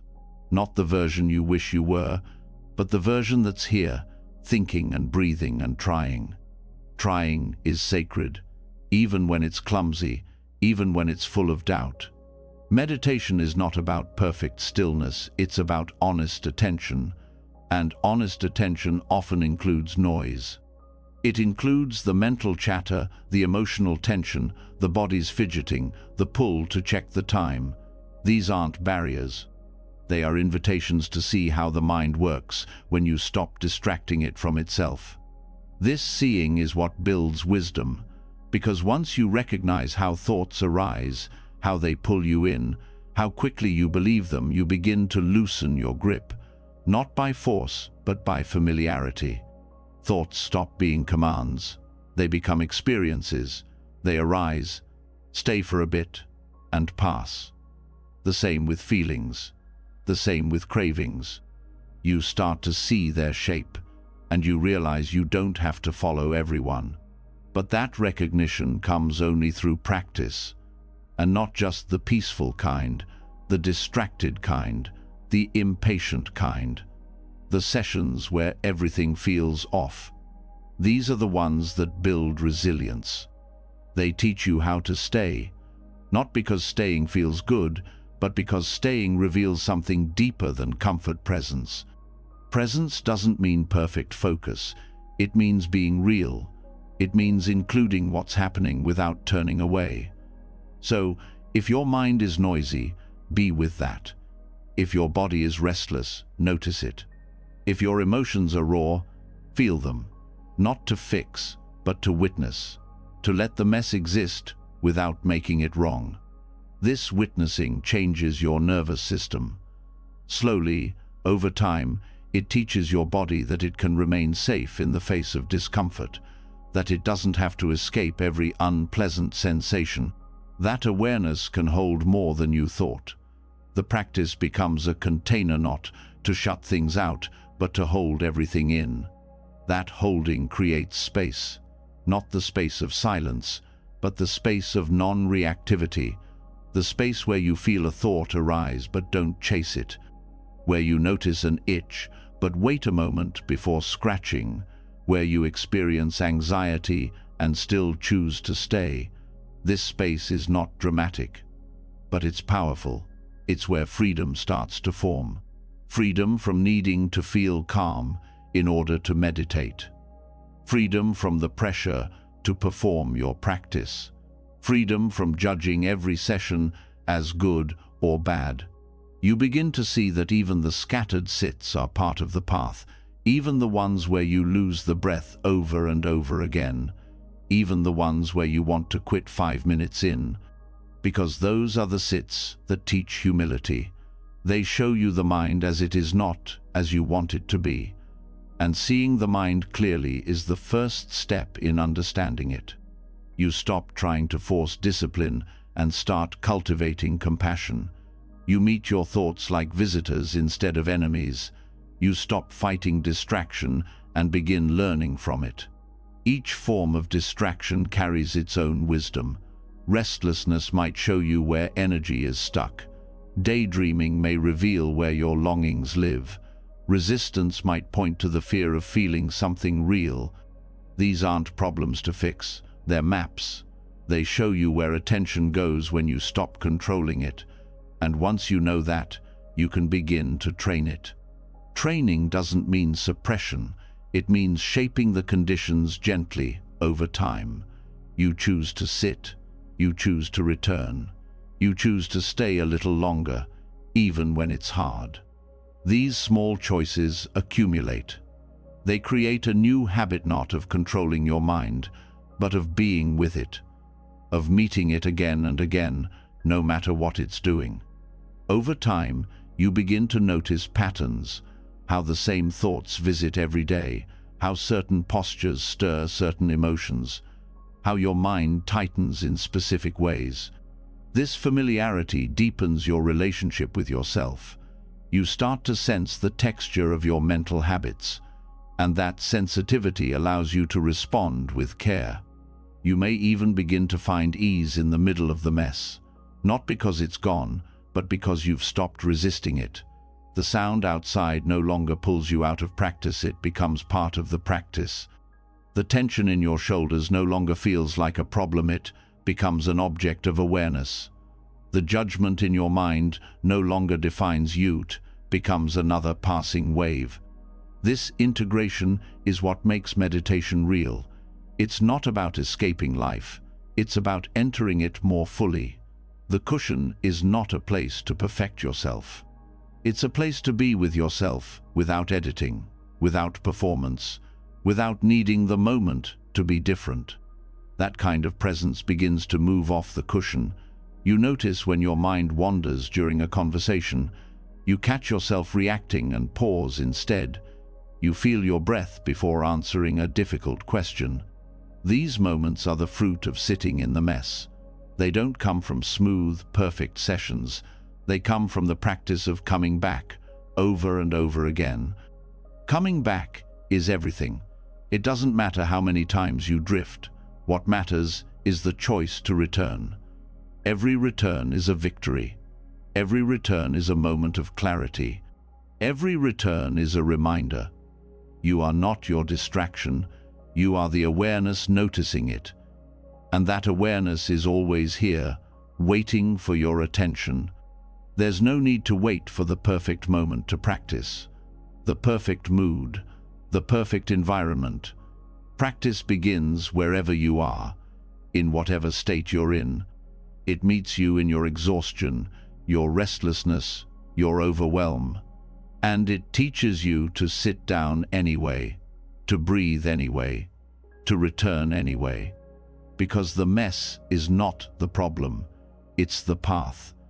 And mindfulness is not a state you achieve, it's the act of remembering what's already true, that you can be present in the middle of your life, not just in the quiet parts, but in the noise, in the discomfort, in the distraction. That's where real meditation lives, not in silence, but in staying, not in stillness, but in return. And in that return, again and again, the practice becomes yours, not as an escape, but as a way to live. Sitting with the mess reveals something quietly profound. You were never the only one struggling to stay present. Everyone's mind wanders. Everyone forgets. Everyone returns. But often, that truth is hidden behind silence, behind effort, behind the unspoken wish to seem composed, collected, focused. The deeper realization isn't just that your practice includes distraction, it's that so does theirs. And once this truth is seen clearly, something larger comes into view. The spiritual path is not walked alone, and it is not always walked in sync. Community Sangha is one of the three jewels of Buddhism. It's held up as essential, as sacred, as support for the path. But what's often left unsaid is how complex that support can be. The Sangha, like the self, is never perfect. It's made of people who have fears, projections, misunderstandings, people who want to be seen but don't always know how to reveal themselves, people who are healing but not healed.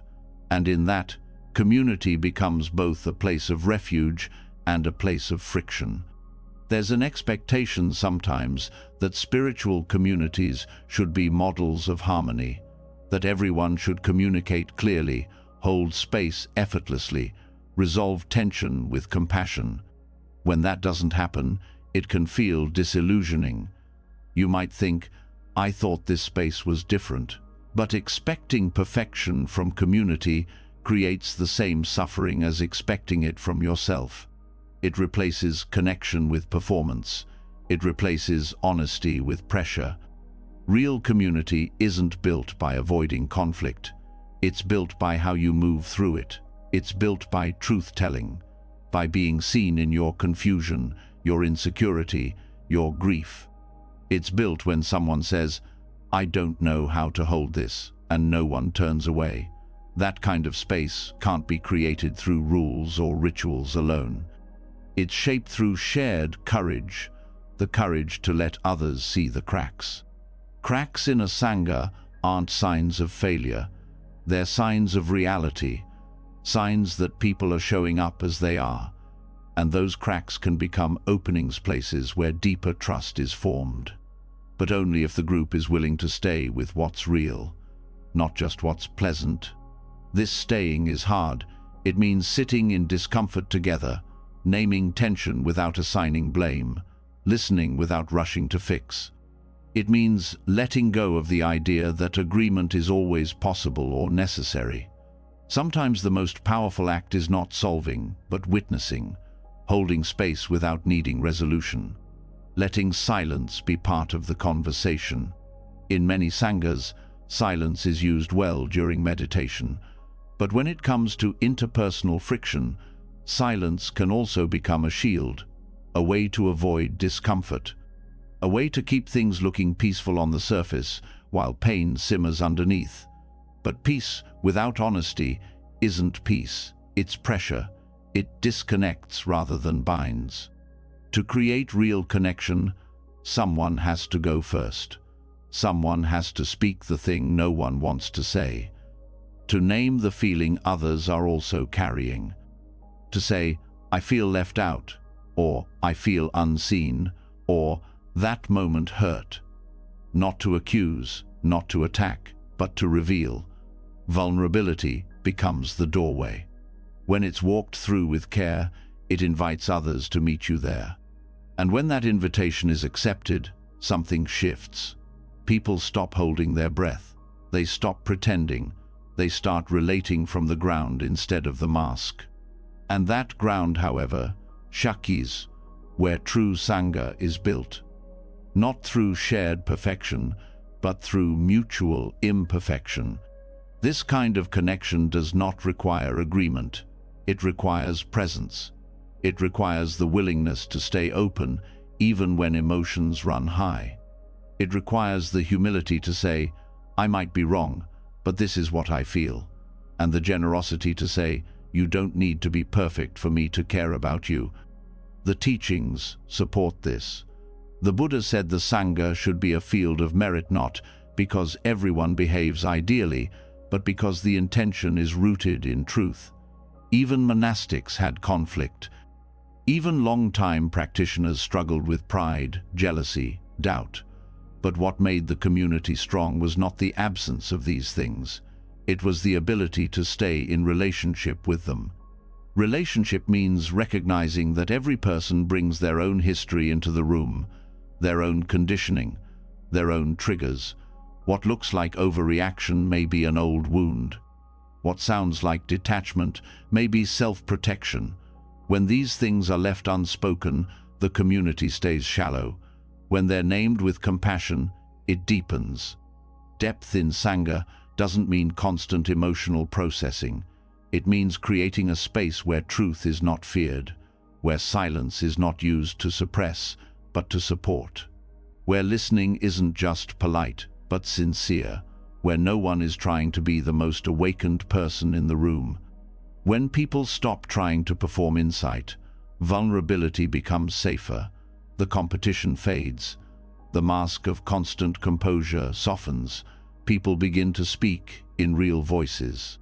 They laugh without needing it to be mindful. They cry without apologizing.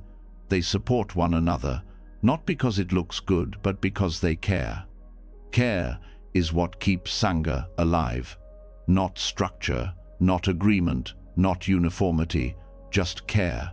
And care is messy. It means holding someone in their uncertainty. It means making room for tension without trying to erase it.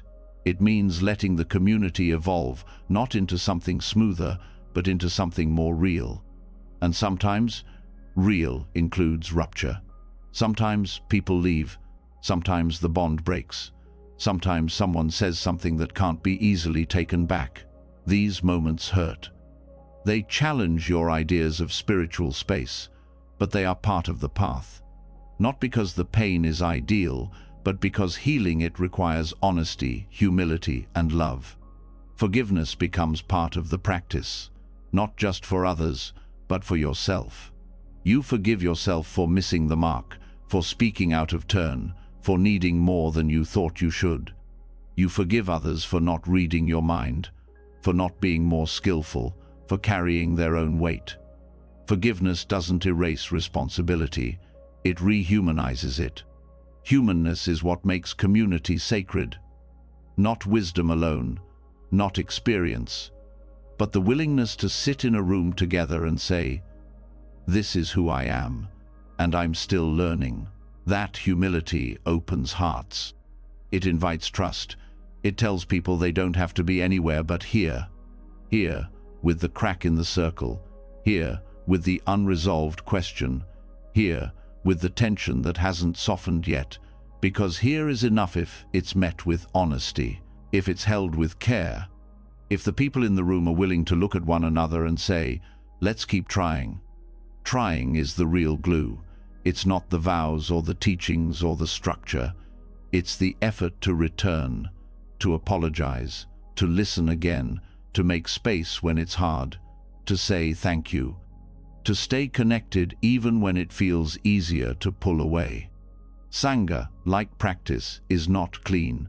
It's not always quiet. But it is powerful. It is healing. It teaches you that your path is not yours alone. It's walked with others, in fits and starts, in harmony and in conflict. And every moment you choose presence over avoidance, truth over performance, care over image, that path becomes more real. And real is enough. More than enough. Because in real, there is room for everyone. Real community is built not from polished truths, but from the willingness to stay open even when things feel unresolved. That same willingness lives in the teachings themselves. Not all Buddhist texts are complete. Not every sutra arrives with a neat conclusion or clear instruction.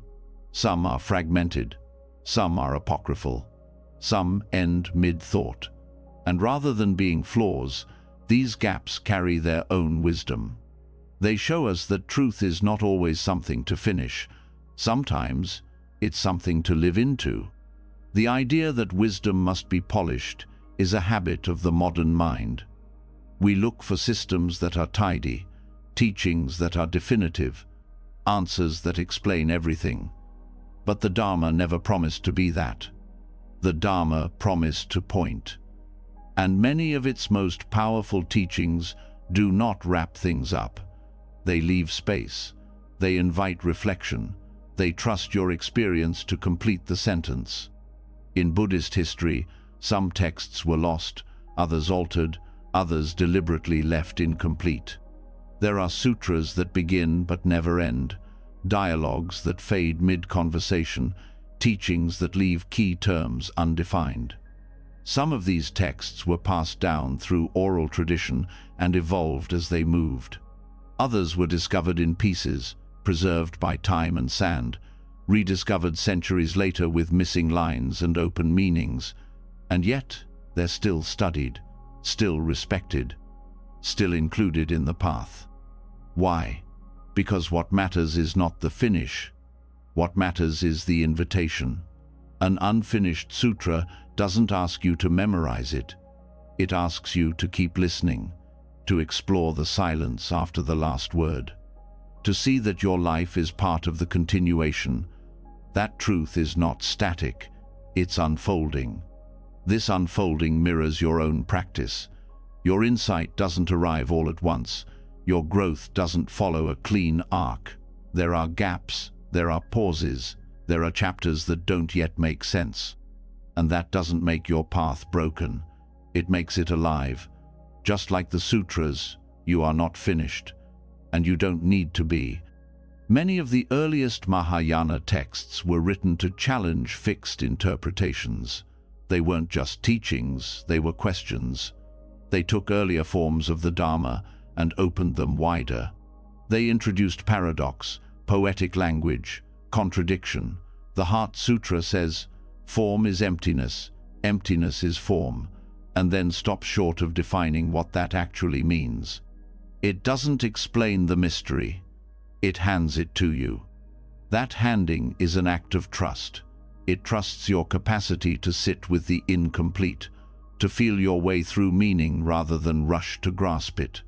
That's a different kind of learning. It's not about collecting knowledge, it's about transforming perception. And transformation doesn't happen in the mind alone. It happens through experience, over time, often through confusion. Confusion is not a problem in this tradition.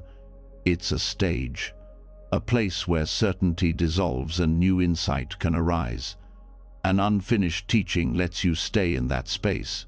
It doesn't rush to resolve. It doesn't smooth out the tension. It lets you wrestle, reflect, explore, and in doing so, it meets you where you are not, where you're supposed to be. That's why some teachers deliberately speak in riddles, why koans are left unanswered, why some texts contradict themselves on purpose. Because the goal is not to hand you a perfect system. The goal is to shake loose your attachment to fixed views, to help you see that even the teachings themselves are not ultimate truths. They are skillful Minsu Paya pointers towards something you must taste directly. Even the Buddha said this. He described his teachings as a raft, meant to help you cross the river, not to be carried forever. If the raft itself becomes a burden, it no longer serves. The same applies to the sutras. They are tools, not trophies, not prisons of philosophy, just words pointing beyond themselves. And sometimes words stop. That stopping is not a failure. It's a doorway. The gaps in a text are the places where your own awareness is invited to enter. You're asked not just to listen, but to participate, to complete the thought with your living, to carry the teaching into the parts of your life where words don't reach. This participation is what makes the Dharma a living path. It's not preserved in stone, it's not fixed in time. It evolves, it adapts, it finds voice in new languages, new cultures, new forms. It welcomes reinterpretation, and each reinterpretation brings something fresh, not because the old teachings were wrong, but because truth keeps expressing itself through new conditions.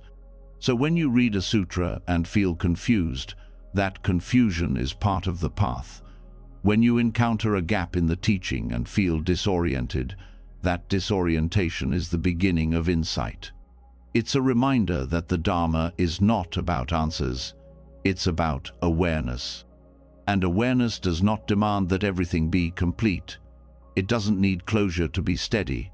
It can rest in openness. It can stay present in the middle of a sentence. It can hold silence without rushing to fill it. This is where the perfection of the incomplete becomes clear. The teachings that leave room are the ones that stay alive in you. They ask questions long after the page is turned. They echo in your daily choices. They grow as you grow. They do not age, because they are not locked in form. When a text ends abruptly or leaves a phrase unexplained, it mirrors your own inner work. Your story, too, is unfinished.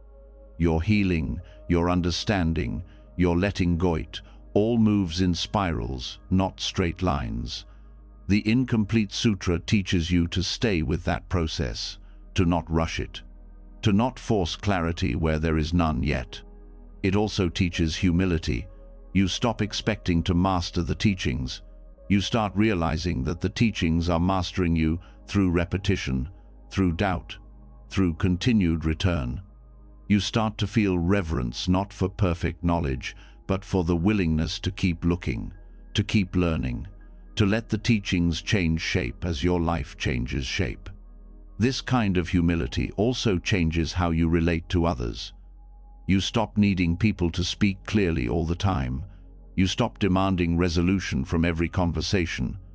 You allow pauses. You hold space for contradiction. You stop needing to explain everything. You let silence be part of relationship, part of intimacy, part of trust. Trust grows in the space between answers. When someone says, "I don't know," and you stay with them anyway.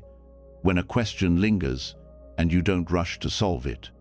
When you let others be a work in progress, just like the texts, just like you. And this shared imperfection creates deeper belonging, because it removes the pressure to perform insight.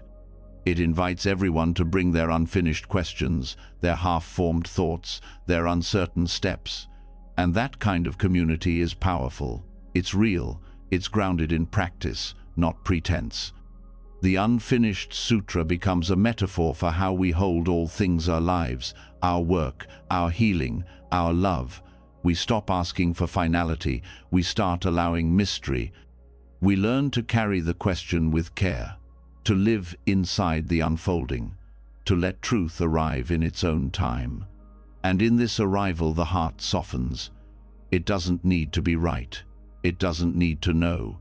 It just needs to be here, awake, willing to read a sentence that doesn't end and stay with what follows, willing to receive a teaching without holding it too tightly, willing to live a life that is not tidy but true, because the truth doesn't always come in full paragraphs.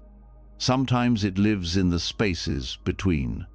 When we learn to live inside the incomplete, we stop asking everything to resolve.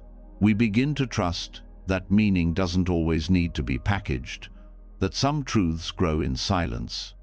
But the path doesn't only ask us to stay with what's unfinished, it also asks us to turn toward what we've been taught to reject.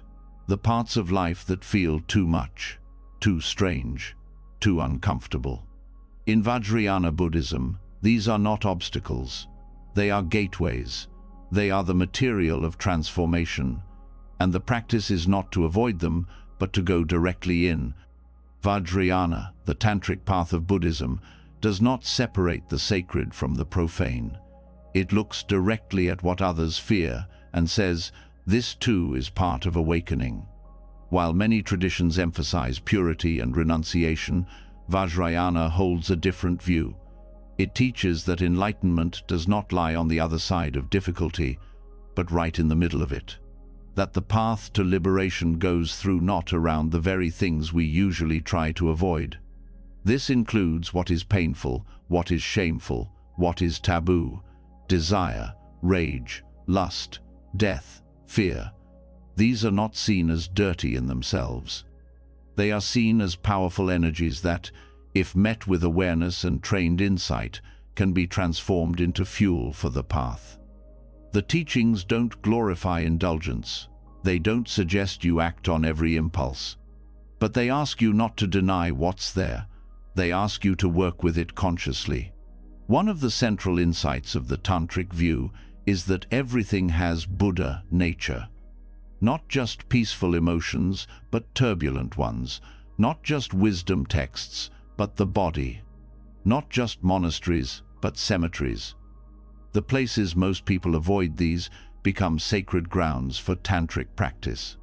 In ancient India, some of the most advanced practitioners meditated in charnel grounds, surrounded by death and decay, precisely because these environments stripped away pretense. There was no way to pretend life was tidy there, and so it became the perfect place to face truth without illusion. This approach might seem extreme, but it's rooted in a deep understanding of how the mind works. Avoidance strengthens fear. Suppression buries energy without dissolving it. But direct awareness, fierce, honest, unflinching, can digest even the darkest experience. In Vajrayana, transformation is not done by escaping impurity. It's done by realizing there is no fixed impurity in the first place. What we call impure is often just misunderstood, or feared, or hidden. But when we bring it into the light of practice, it reveals its nature. Anger becomes clarity. Desire becomes connection. Grief becomes tenderness. Not because these feelings are changed from the outside, but because their deeper qualities are revealed when we meet them without judgment. Tantric methods often use symbols and imagery that challenge conventional ideas. Wrathful deities, skeleton dances, offerings of substances that would be considered inappropriate in other traditions. These are not decorative, they are psychological mirrors. They are tools meant to shake the practitioner out of the dualism between pure and impure, holy and profane, worthy and unworthy. They teach the mind to stay steady in the face of what once felt unbearable. This steadiness is not passive, it's born from training. A tantric practitioner does not simply embrace discomfort without preparation. They are guided by a qualified teacher. They build strong foundations in ethics, compassion, and concentration. Only with this base does the deeper work begin the turning toward what others avoid, and the recognition that even this, too, can be a gate to wisdom. One of the most radical aspects of this path is its rejection of spiritual bypassing. You are not asked to float above your shadow, but to sit with it, to look directly into the eyes of your confusion and not turn away. This creates a different kind of awakening, one that is not based on escaping suffering, but on transforming it from the inside out.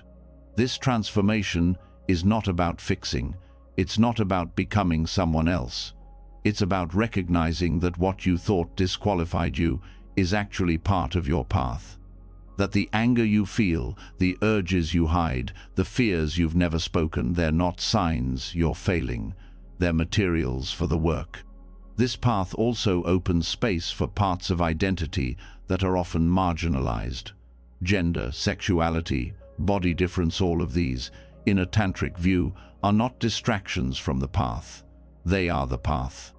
The very energies you've been told to quiet might be the ones most alive with potential for awakening. You don't have to fit a mold to be worthy of practice. You don't have to hide your complexity.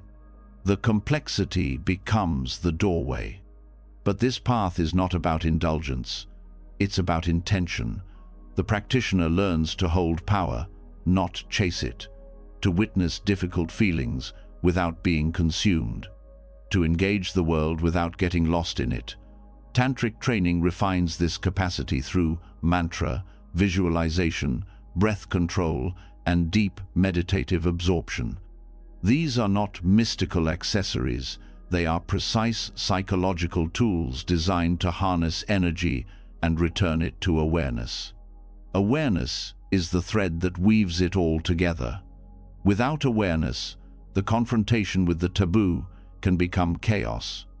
With awareness, it becomes liberation. You learn to see the root of every impulse, the story behind every aversion, the energy beneath every desire, and in seeing it, you're no longer ruled by it. The power of this path is not in its symbolism, it's in its honesty. It teaches that real awakening must include everything, not just the parts that feel spiritual. It must include your entire life, your confusion, your hunger, your mistakes. It doesn't ask you to be clean, it asks you to be present. Presence reveals that the division between sacred and profane is artificial. When you meet each moment with full attention, everything becomes part of the practice. Eating, arguing, crying, laughing, sex, silence. There is no moment outside the path, no experience too dark, no emotion too wild. This has profound implications for how you relate to your own healing. You stop waiting to be ready. You stop needing to be above it. You bring the pain in. You welcome the fear. You offer it to the practice. And slowly, the shame begins to dissolve, not because you finally became perfect, but because you stopped believing you had to. The tantric path is not for everyone. It requires maturity, grounding, and deep ethical clarity. But its central teaching is universal. Nothing is wasted. Not your wounds, not your confusion, not your longing. Everything you are can be transformed into the fuel for awakening if you're willing to meet it with truth. That truth includes discomfort, it includes mess, but it also includes immense beauty, a beauty that doesn't depend on purity, a beauty that rises from the willingness to see clearly, to feel fully, to live honestly. In a world that teaches you to hide what hurts, this path asks you to look again, to look deeper, to ask what's really there beneath the label, beneath the story, beneath the fear. What you find might shake you, but it might also free you, because when you walk straight into what you once avoided, you stop being afraid of yourself. And when that fear dissolves, there's room to see what was there all along. Not just shadow, but sacred fire. Facing what you were taught to avoid doesn't just bring clarity, it brings a new kind of softness.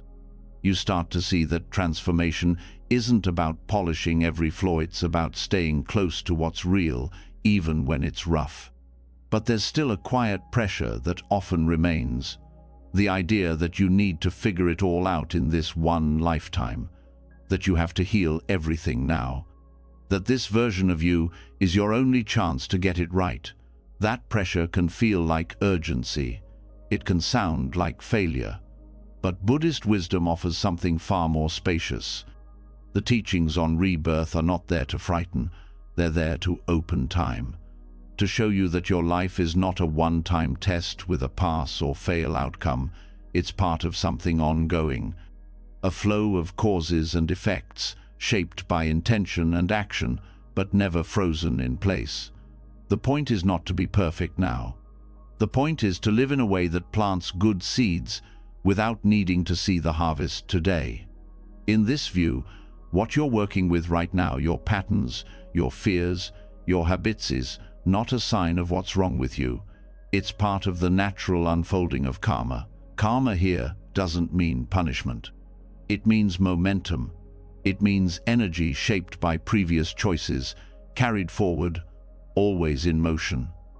Your present state is not a verdict. It's a condition. And conditions can be changed not all at once, but gradually, through awareness, patience, and effort. That change is never wasted, even if it feels slow, even if no one else sees it, even if you don't fully feel its effects yet. In this life, you may begin something you don't finish.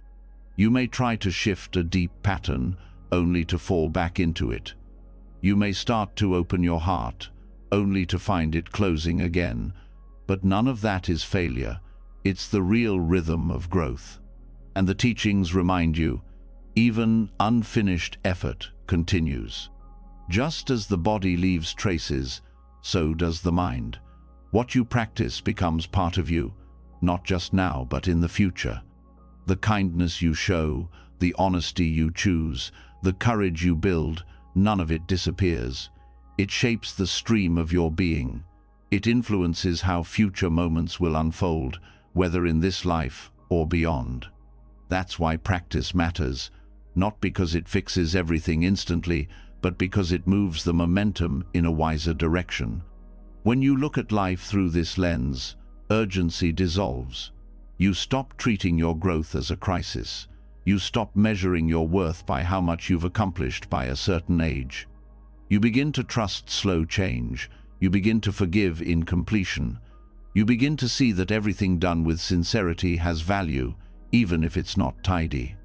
This view also brings relief. It reminds you that being human includes struggle, that there's no spiritual timeline you're falling behind on, that others are also moving through their own cycles, some fast, some slow, some visible, some hidden. Comparison begins to fall away. You stop asking, "Why am I not further along?" and start asking, "What can I tend to right now?" Right now is all that matters, not because it's all you'll ever have, but because it's the only place where anything can be done. The past can't be erased. The future can't be controlled. But this moment can be met with care. That care plants seeds. Some will grow quickly. Others will take years, maybe longer, but they grow. Rebirth is not only a teaching about lifetimes, it's also a metaphor for how change works inside you. Every moment you bring attention to something painful and meet it with compassion, that's a kind of rebirth. Every time you choose to pause instead of react, That's a new beginning. Every time you see something clearly that used to be automatic, the old self dissolves and something new appears. These small deaths and renewals happen all the time. You don't need to wait for another life to experience them. That means you don't need to panic when old patterns show up. You don't need to interpret difficulty as regression. You're not meant to move in a straight line. Some growth looks like stillness. Some clarity looks like confusion. What matters is not what it looks like. What matters is how you relate to it. Relating wisely means letting go of the idea that success is about completion. It means learning to walk even when you can't see the finish. It means trusting that the effort itself is enough. That showing up again and again, even with doubt, is an offering to the path, and offerings are never wasted. This perspective also helps soften your view of others. When you stop needing to be complete, you stop expecting others to be. You let people be in process. You let them have their patterns, their delays, their confusion. You don't excuse harm, but you stop needing everyone to meet your timeline. You start seeing others not as fixed identities, but as streams flowing through conditions, influenced by karma, always changing. That doesn't make you passive. It makes you humble. It reminds you that transformation takes time, and time itself is not linear. Someone may look stuck on the outside, but be undergoing deep internal change. Someone may seem peaceful, but be in the middle of something they haven't yet found language for. You begin to approach others with more gentleness, more patience, more space. Space is the fruit of this teaching. The space to be human, the space to grow slowly, the space to begin again, even after years of delay. This space invites you to breathe differently, to stop rushing to become someone else, to settle into the person you are, with the understanding that your becoming doesn't end here. In this spaciousness, forgiveness becomes easier, not just for others, but for yourself. You let yourself off the hook for not having it all together. You start to believe that you are allowed to be learning, that you're allowed to be unfinished, that even your struggle carries meaning not as punishment, but as part of the path. The path unfolds according to causes and conditions. You can't control all of them, but you can influence the present. That influence matters more than any outcome.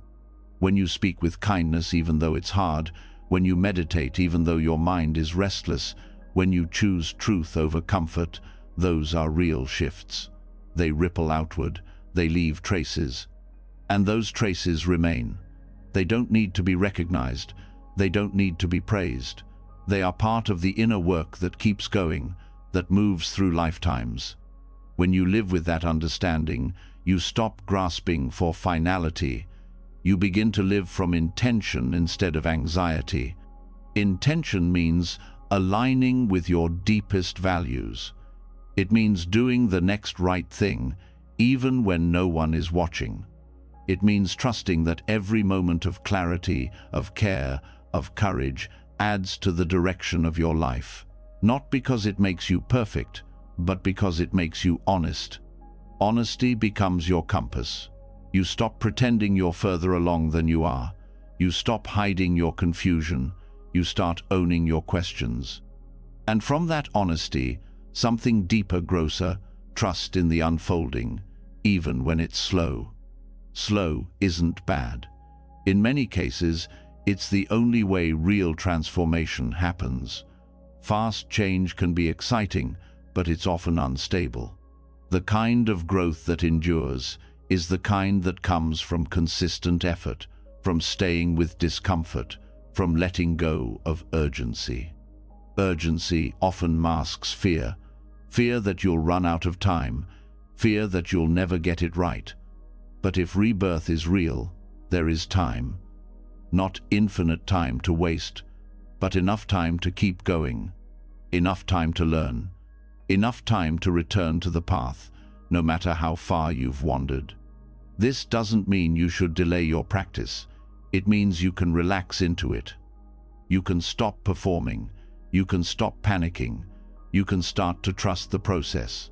the process that includes mistakes, that includes doubt, that includes long seasons where nothing seems to move.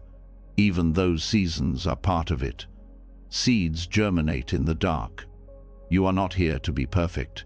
You are here to grow. And growth isn't always visible. Sometimes it happens underground, in the quiet work of healing, forgiving, remembering. Sometimes it's only visible later, when the conditions ripen, but it's still happening. So let your practice be rooted in patience. Let your choices be guided by care. Let your life be a work in progress, not a test. The goal is not to complete the journey all at once. The goal is to stay on it, with honesty, with intention, with the understanding that everything counts. Everything counts. Even this moment, even your pause, even your forgetting, especially your return. Letting go of urgency softens something deep inside. You begin to feel that you don't need to arrive anywhere all at once, that each step you take with care and honesty is enough. But even when you begin to trust your own timing, one voice often lingers, the one that measures, the one that compares, the one that tells you how far you should be. This voice is not loud to others, but it echoes through your mind. It follows your efforts, judges your pauses, doubts your progress. This is the inner critic, and it doesn't leave through willpower. It softens through kindness. In Buddhist practice, kindness is not a feeling, it's a discipline. Metta-loving kindness is not reserved for others.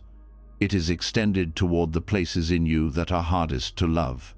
And often, the hardest place is the voice inside that is trying to protect you by being unkind. The perfectionist within, the one that never rests, that measures your worth in results. That speaks in should and not enough and why haven't you? This voice believes it is helping, but it doesn't understand the harm it causes. Applying metta to this voice does not mean agreeing with it. It means seeing it clearly, understanding where it came from, meeting it with patience, not resistance. The inner critic is often formed early. It's shaped by experiences of shame, of pressure, of not feeling safe to simply be. It mimics voices you once heard or absorbed. It becomes your own, not because you chose it, but because it felt familiar, and then it grows. It becomes a pattern so close to you that you stop questioning it. But the Dharma teaches that patterns are not permanent. They are conditioned. They arise based on causes, and they can change through different conditions. Metta is one of those conditions. When practiced with honesty, it can interrupt even the deepest inner habits. Not by arguing with them, but by meeting them with a different energy that says, you don't have to earn your worth. You are already enough to care for. This shift begins when you start noticing the voice, not as a truth teller, but as a habit. When it arises, you pause, you name it. You say, here you are again. You don't fight it, you also don't believe it. You hold it like you'd hold a frightened child, because often that's what it is. A part of you that learned fear early and thought that harshness was the way to survive. This does not mean you become passive. Kindness is not weakness, it's strength in another form. It's the strength to stay present with your pain without making it worse. It's the strength to speak to yourself as you would to someone you love.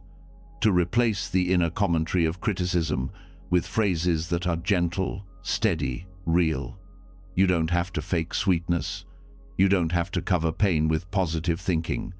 Metta isn't about pretending. It's about truthfulness. It's about saying, this is hard, and I choose to meet it with care. This is painful, and I choose to stay soft. This voice is hurting me, and I will not turn against myself in response. Sometimes the practice is as simple as breathing and saying quietly, may I be kind to myself in this moment, or may I meet this pain with gentleness, or even, may I forgive myself for believing I had to be perfect. These are not magical words. They are reminders, they are seeds, and like any seed, they take time to grow. The inner critic will not disappear overnight, but it will change. It becomes less convincing, less sharp, less constant. It begins to lose its grip when you stop feeding it with agreement, when you stop answering it with shame, when you meet it with the quiet firmness of metta. Something begins to shift. You stop being the one who judges yourself and become the one who cares for the one who is judged. This shift creates space. Space to rest. Space to not do everything perfectly. Space to be human, not as a flaw, but as your ground of practice. You begin to trust that your value does not come from performance, that your worth is not something you achieve, but something you recognize. Again and again, in the way you return to the breath, in the way you meet yourself after forgetting. And when you forget, as you will, the practice is to begin again, not with punishment, but with care. The critic will say, "You've failed." Metta will say, "This is the moment to begin again." You choose which voice to strengthen, and each time you choose kindness, even when it's hard, even when it feels unnatural, you change the structure of your inner life. Neuroscience supports this. The brain changes through repetition. Habits of thought form grooves. But new grooves can be made. They don't require force. They require consistency. Each time you pause the critic and bring in kindness, you form a new connection. Over time, the new path becomes clearer. The old voice becomes background, still present, but no longer in control. This also changes how you relate to others. When your inner voice softens, your outer voice does too. You stop demanding perfection in others because you no longer require it from yourself. You become more forgiving, more present, more able to see others as works in progress, just like you. And this softens community. It builds trust. It invites deeper connection. Metta is not always comfortable. It brings you face to face with the ways you've hurt yourself, with the things you've believed, with the things you've said to yourself in secret. But that discomfort is part of the healing. It's the beginning of liberation, not from imperfection, but from the illusion that you need to be anything other than what you are to be worthy of care. The practice of metta begins with intention. You don't have to feel loving to begin. You only have to want to turn toward love. Even a small shift in tone, breath of gentleness can start the process. You sit, you breathe, you say, "May I be well." And you say it again, even if you don't believe it yet.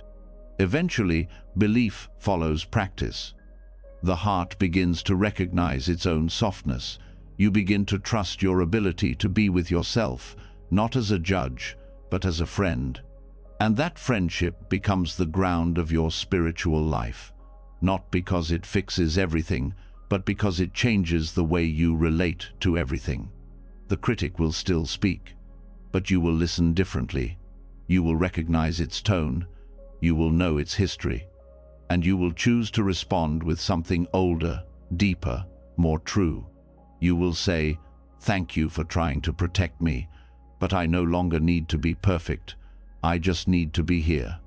And here is enough." Here is where healing begins. Again and again, breath by breath, word by word, softly, steadily, with love. The moment you stop fighting yourself, something in your heart begins to relax.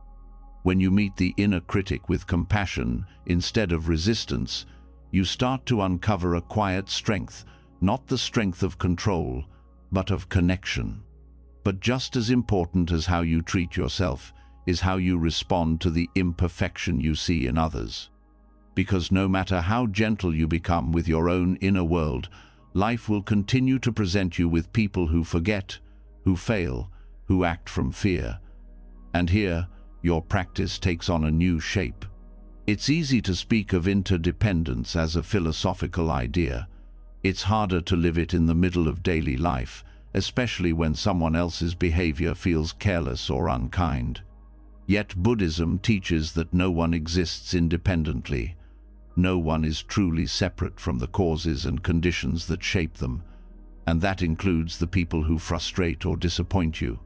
That includes those who challenge your values or trigger your pain. Seeing this is not a way of excusing harm. It's a path to understanding and ultimately to liberation. When you look at someone else's imperfection, your mind often wants to categorize, to judge, to explain, to assign value. But behind that urge is a deeper process, a subtle attempt to reinforce a separate self. By making someone else wrong, you unconsciously affirm a position. You feel safer in your identity, more certain, more righteous. But this illusion of separation is what the Dharma invites you to see through. Accepting the flaws of others is not about condoning every action. It's about looking deeper, about recognizing that what you reject in someone else often reflects something unacknowledged in yourself. The mind wants to split reality into clean lines, good and bad, right and wrong, enlightened and deluded. But the practice asks a more uncomfortable question. What part of me is being revealed in this reaction? When someone speaks harshly, are you meeting their words or the story you've attached to them? When someone disappoints you, are you feeling their action or your expectation of who they were supposed to be? These moments are not just about relationship. They are reflections, mirrors, opportunities to see the ways you still cling to fixed identities, both yours and theirs. This is where interdependence moves from concept to insight. You begin to understand that your perception of others is shaped not just by their actions, but by your own lenses. Your conditioning, your pain, your hopes, your fears. And when you see that clearly, you stop assuming you're seeing the whole picture. You start to listen more, you pause before reacting. You let space return to the interaction. That space is a form of freedom. It breaks the habit of reactivity. It gives you a choice, not necessarily to accept everything, but to see it differently. To respond not from the small self, the one that wants to be right, but from the larger awareness that holds both you and the other person in a shared field of causes and effects. Everyone is shaped by forces they didn't choose. The habits they repeat, the wounds they carry, the mistakes they make all arise from a long chain of conditions. When you recognize this, your heart starts to soften, not into passivity, but into clarity. You see that others are not fixed characters in your story. They are beings in process, just like you. And that process includes forgetting, just as yours does. It includes ignorance, fear, grasping, and confusion. The same energies you meet on your cushion arise in everyone else. The difference is only in the form they take. This doesn't mean every behavior is equally skillful, but it does mean that every person is equally shaped by impermanence, by suffering, by longing to be free. When you let this truth guide how you relate to others, judgment turns into curiosity. You begin to ask, what might they be carrying that I can't see? Or, what pain is speaking through this behavior? You don't have to know the answer. Just asking the question creates room for compassion. This kind of compassion is not sentimental. It doesn't require you to like everyone. It asks for something deeper.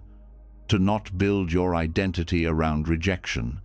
To not use someone else's faults to feel more secure in your sense of self. Because the moment you do, the illusion of separation grows stronger, and the illusion of separation is the root of suffering. This is why accepting the imperfection of others is a spiritual practice. It's not about being agreeable, it's about loosening the grip of ego. It's about recognizing that the qualities you resist in others are not enemies, they're teachers. They reveal where you still hold on, where you still divide, where you still need others to be a certain way to feel okay. Letting go of that need is hard.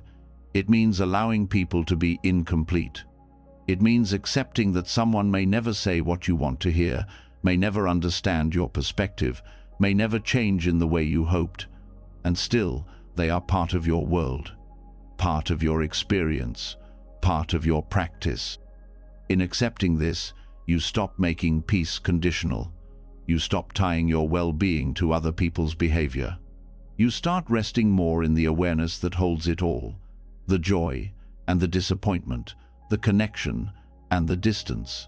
And from that awareness, a different kind of relationship becomes possible, one that isn't based on control or agreement, but on shared humanity. That humanity includes contradiction. You may love someone and feel hurt by them. You may see someone's goodness and still feel the need to set a boundary. You may wish someone well and still choose distance. These complexities are not problems to solve. They are realities to include. And when you include them, you stop waiting for others to be different before you can feel whole. This wholeness doesn't come from fixing people. It comes from seeing them clearly, flaws, limits, and still choosing to relate from the heart. It comes from remembering that even in imperfection, there is Buddha nature, not as a theory, but as a living truth. Even in the person who irritates you, even in the one who hurt you, even in the part of you that wants to reject them. This doesn't mean you accept harm. Compassion includes discernment, but it does mean you stop turning rejection into identity. You stop defining yourself by what you push away. You stop using someone else's imperfection to strengthen your sense of separateness. Interdependence teaches that there is no solid line between you and the other. What arises in them touches what arises in you. Their suffering is not foreign. It is made of the same elements. And when you stop resisting that truth, something deep relaxes. You don't have to fix them. You don't have to change them. You just have to stay present. Staying present in this way is an advanced practice. It's easy to meditate alone. It's harder to sit with someone who challenges you and still remember the path. But that is where the most profound insights often emerge, not in quiet, but in relationship, not in agreement, but in honesty. And honesty means seeing others as they are, not as you need them to be. It means dropping the fantasy that anyone will complete your sense of peace. It means realizing that the peace you seek comes not from having better people around you, but from letting go of the illusion of separateness between you and the ones who are already there. This letting go is not erasure, it's connection. It's seeing yourself not as a fixed self in a fixed world, but as a part of something fluid, changing, interdependent. A field of life, learning to meet itself through every moment of contact. Every person becomes a mirror, not because they reflect who you are on the surface, but because they show you where your attachments live, where your expectations still rule, where your love still has conditions. And in seeing this, you have the chance to open a little more, to meet the mirror with softness instead of reaction. And in that meeting, you begin to dissolve the illusion of the separate self, not through theory, but through lived experience, through the way you forgive, through the way you pause, through the way you stay. This is not easy, but it is liberating, because the more you allow others to be imperfect, the more space you create for your own humanity. And in that shared space, awakening is no longer a private project. It becomes a shared unfolding. And in that unfolding, nothing is outside the path. Not even the people you once believed didn't belong there. So here you are, at the end of a journey that was never really about fixing anything, but about seeing clearly, maybe for the first time, that nothing needed to be fixed to begin with. You've walked through failure and distraction, through silence and noise, through the cracks in your identity and the cracks in your community. You've looked at the places you were taught to avoid and learned that even they are sacred. You've heard that the mess is the path, that the voice in your head isn't your enemy, that broken routines still hold wisdom, that even the teachings themselves don't have to be complete to be true, that your healing may take more than this lifetime, and that's okay. That even the parts of others that frustrate you are reflections, not barriers.